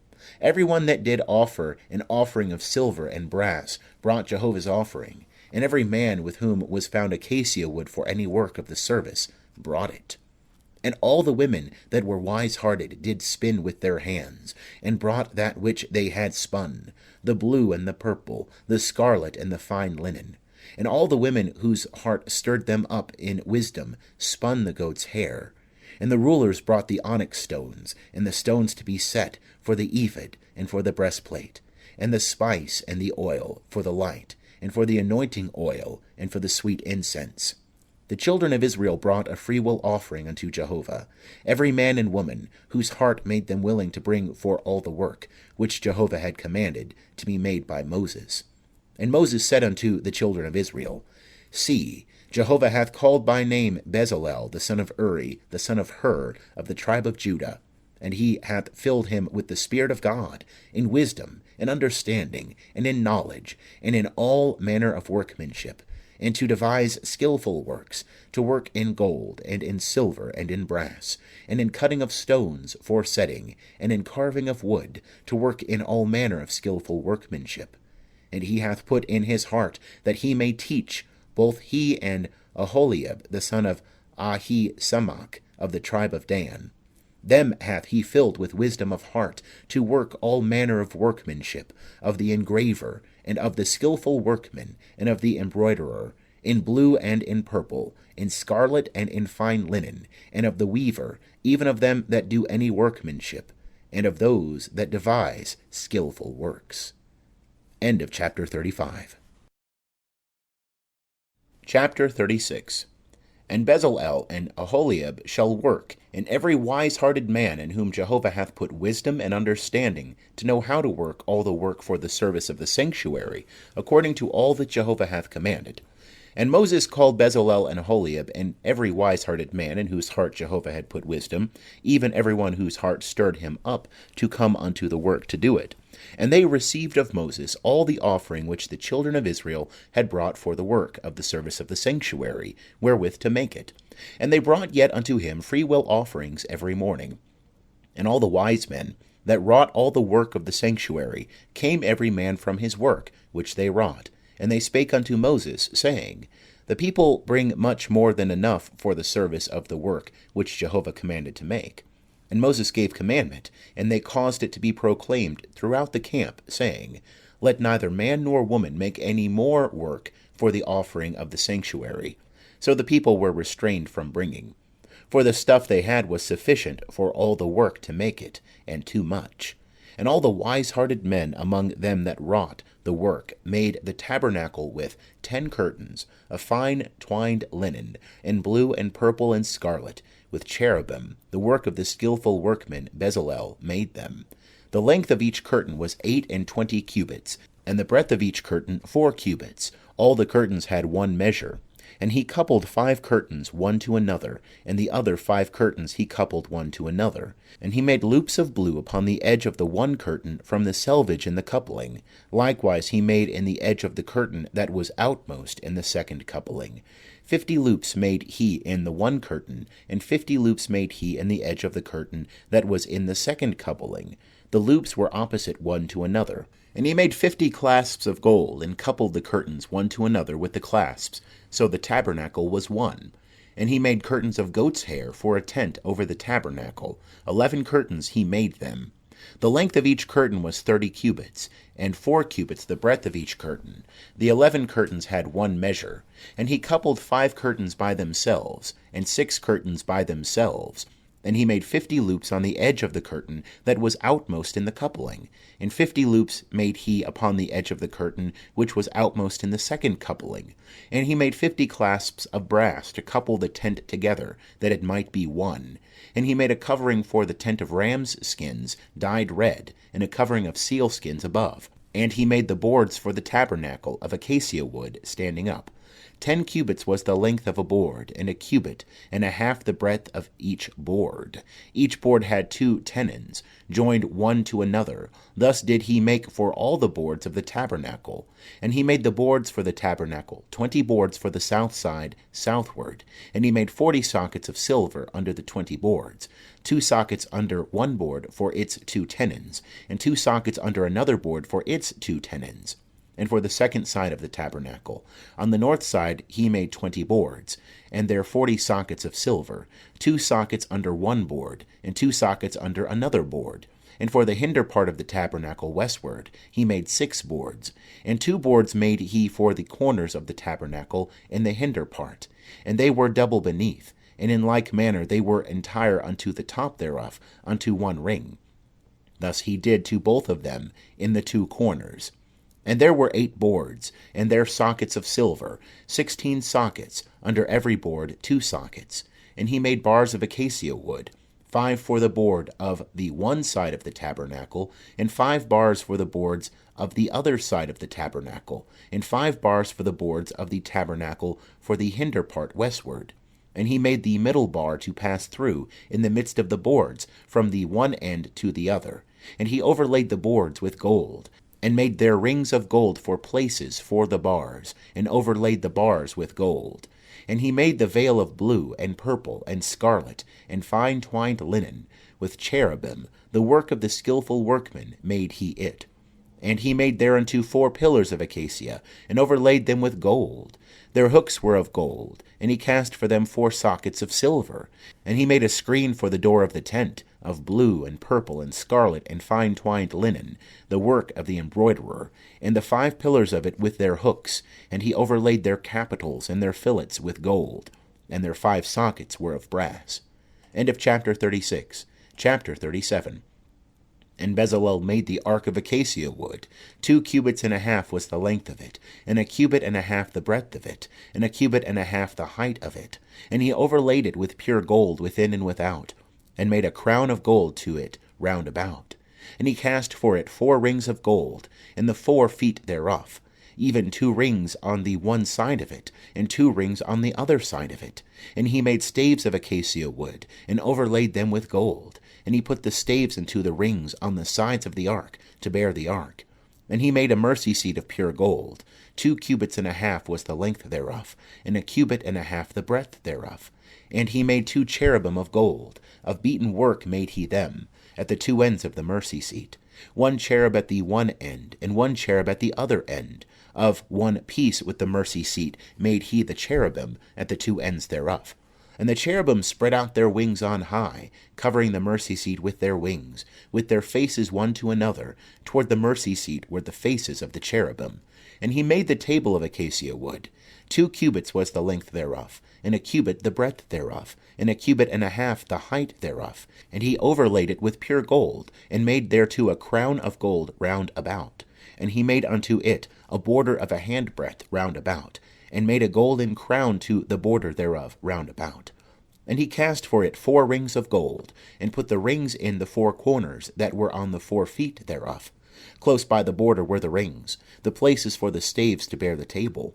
And he made the staves of acacia wood, and overlaid them with gold, to bear the table. And he made the vessels which were upon the table, the dishes thereof, and the spoons thereof, and the bowls thereof, and the flagons thereof, wherewith to pour out of pure gold. And he made the candlestick of pure gold. Of beaten work made he the candlestick, even its base, and its shaft, its cups, its knops, and its flowers, were of one piece with it. And there were 6 branches going out of the sides thereof, 3 branches of the candlestick out of the one side thereof, and 3 branches of the candlestick out of the other side thereof. 3 cups made like almond blossoms in one branch, a knop and a flower, and 3 cups made like almond blossoms in the other branch, a knop and a flower. So for the 6 branches going out of the candlestick. And in the candlestick were 4 cups made like almond blossoms, the knops thereof, and the flowers thereof, and a knop under 2 branches of one piece with it, and a knop under 2 branches of one piece with it, and a knop under 2 branches of one piece with it, for the 6 branches going out of it. Their knops and their branches were of one piece with it. The whole of it was one beaten work of pure gold. And he made the lamps thereof 7, and the snuffers thereof, and the snuff dishes thereof, of pure gold. Of a talent of pure gold made he it, and all the vessels thereof. And he made the altar of incense of acacia wood. 1 cubit was the length thereof, and 1 cubit the breadth thereof, 4 square. And 2 cubits was the height thereof. The horns thereof were of one piece with it.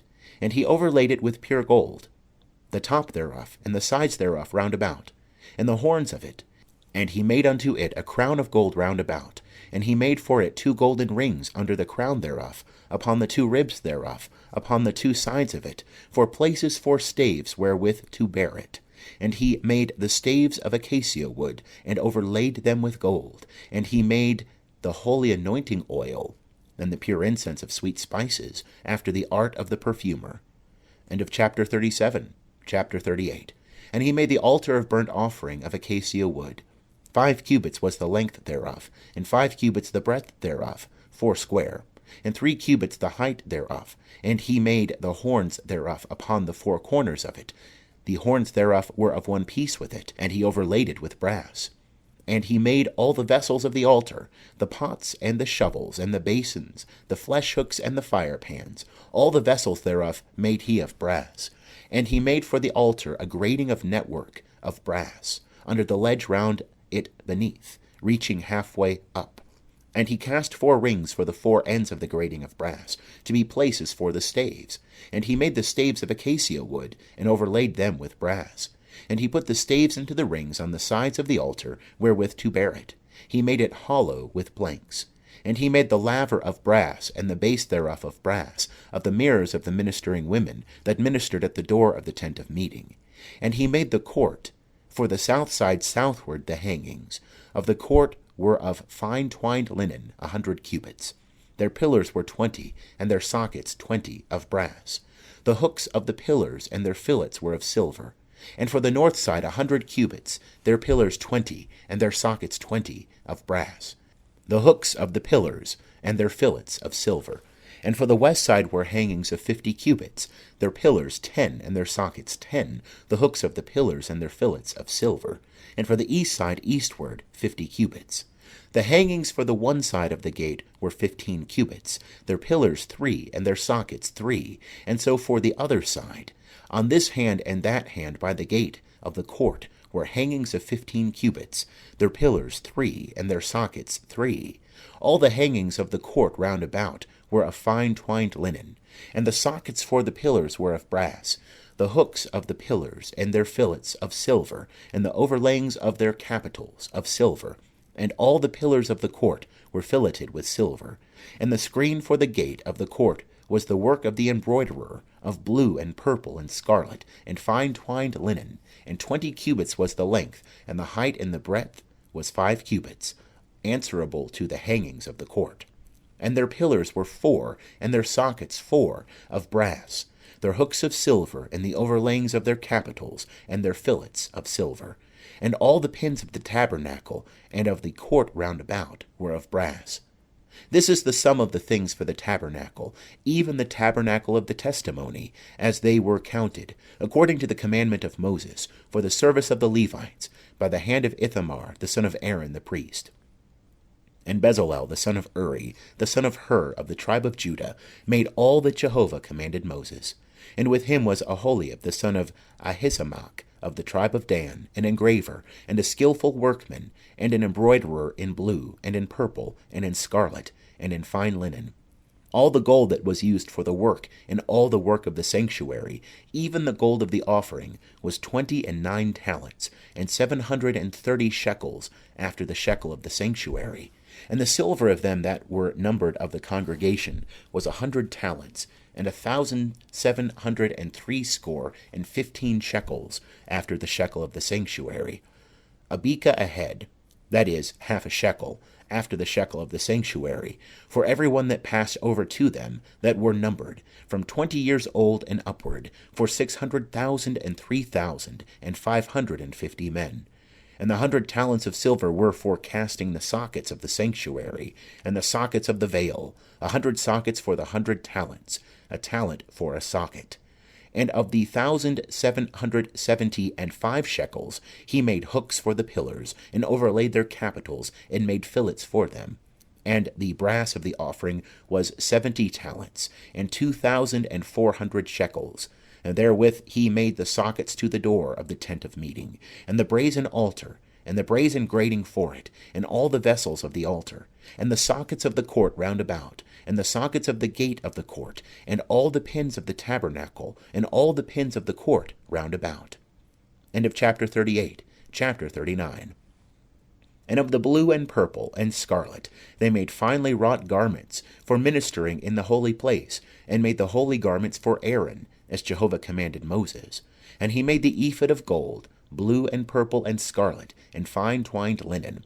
And they did beat the gold into thin plates, and cut it into wires, to work it in the blue, and in the purple, and in the scarlet, and in the fine linen, the work of the skillful workmen. They made shoulder pieces for it, joined together. At the two ends was it joined together. And the skillfully woven band that was upon it, wherewith to gird it on, was of the same piece, and like the work thereof, of gold, of blue, and purple, and scarlet, and fine twined linen, as Jehovah commanded Moses.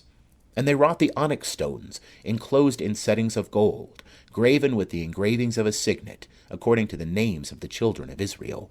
And he put them on the shoulder pieces of the ephod, to be stones of memorial for the children of Israel, as Jehovah commanded Moses.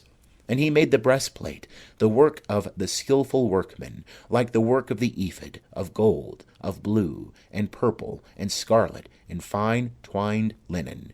It was foursquare. They made the breastplate double. A span was the length thereof, and a span the breadth thereof, being double. And they set in it 4 rows of stones. A row of sardius, topaz, and carbuncle was the first row, and the second row an emerald, a sapphire, and a diamond, and the third row a jacinth, an agate, and an amethyst, and the fourth row a beryl, an onyx, and a jasper. They were enclosed in enclosings of gold in their settings. And the stones were according to the names of the children of Israel, 12, according to their names, like the engravings of a signet, every one according to his name, for the 12 tribes. And they made upon the breastplate chains like cords, of wreathen work of pure gold. And they made 2 settings of gold, and 2 gold rings, and put the 2 rings on the 2 ends of the breastplate. And they put the 2 wreathen chains of gold in the 2 rings at the ends of the breastplate. And the other 2 ends of the 2 wreathen chains they put on the 2 settings, and put them on the shoulder pieces of the ephod, in the forepart thereof. And they made 2 rings of gold, and put them upon the 2 ends of the breastplate, upon the edge thereof, which was toward the side of the ephod inward. And they made 2 rings of gold, and put them on the 2 shoulder pieces of the ephod underneath, in the forepart thereof, close by the coupling thereof, above the skilfully woven band of the ephod. And they did bind the breastplate by the rings thereof unto the rings of the ephod with a lace of blue, that it might be upon the skilfully woven band of the ephod, and that the breastplate might not be loosed from the ephod, as Jehovah commanded Moses. And he made the robe of the ephod of woven work, all of blue, and the whole of the robe in the midst thereof, as the whole of a coat of mail, with a binding round about the whole of it, that it should not be rent. And they made upon the skirts of the robe pomegranates of blue, and purple, and scarlet, and twined linen. And they made bells of pure gold, and put the bells between the pomegranates upon the skirts of the robe round about, between the pomegranates, a bell and a pomegranate, a bell and a pomegranate, upon the skirts of the robe round about, to minister in, as Jehovah commanded Moses. And they made the coats of fine linen of woven work for Aaron, and for his sons, and the mitre of fine linen, and the goodly head tires of fine linen, and the linen breeches of fine twined linen, and the girdle of fine twined linen, and blue, and purple, and scarlet, the work of the embroiderer, as Jehovah commanded Moses. And they made the plate of the holy crown of pure gold, and wrote upon it a writing, like the engravings of a signet, Holy to Jehovah. And they tied unto it a lace of blue, to fasten it upon the mitre above, as Jehovah commanded Moses. Thus was finished all the work of the tabernacle of the tent of meeting. And the children of Israel did according to all that Jehovah commanded Moses, so did they.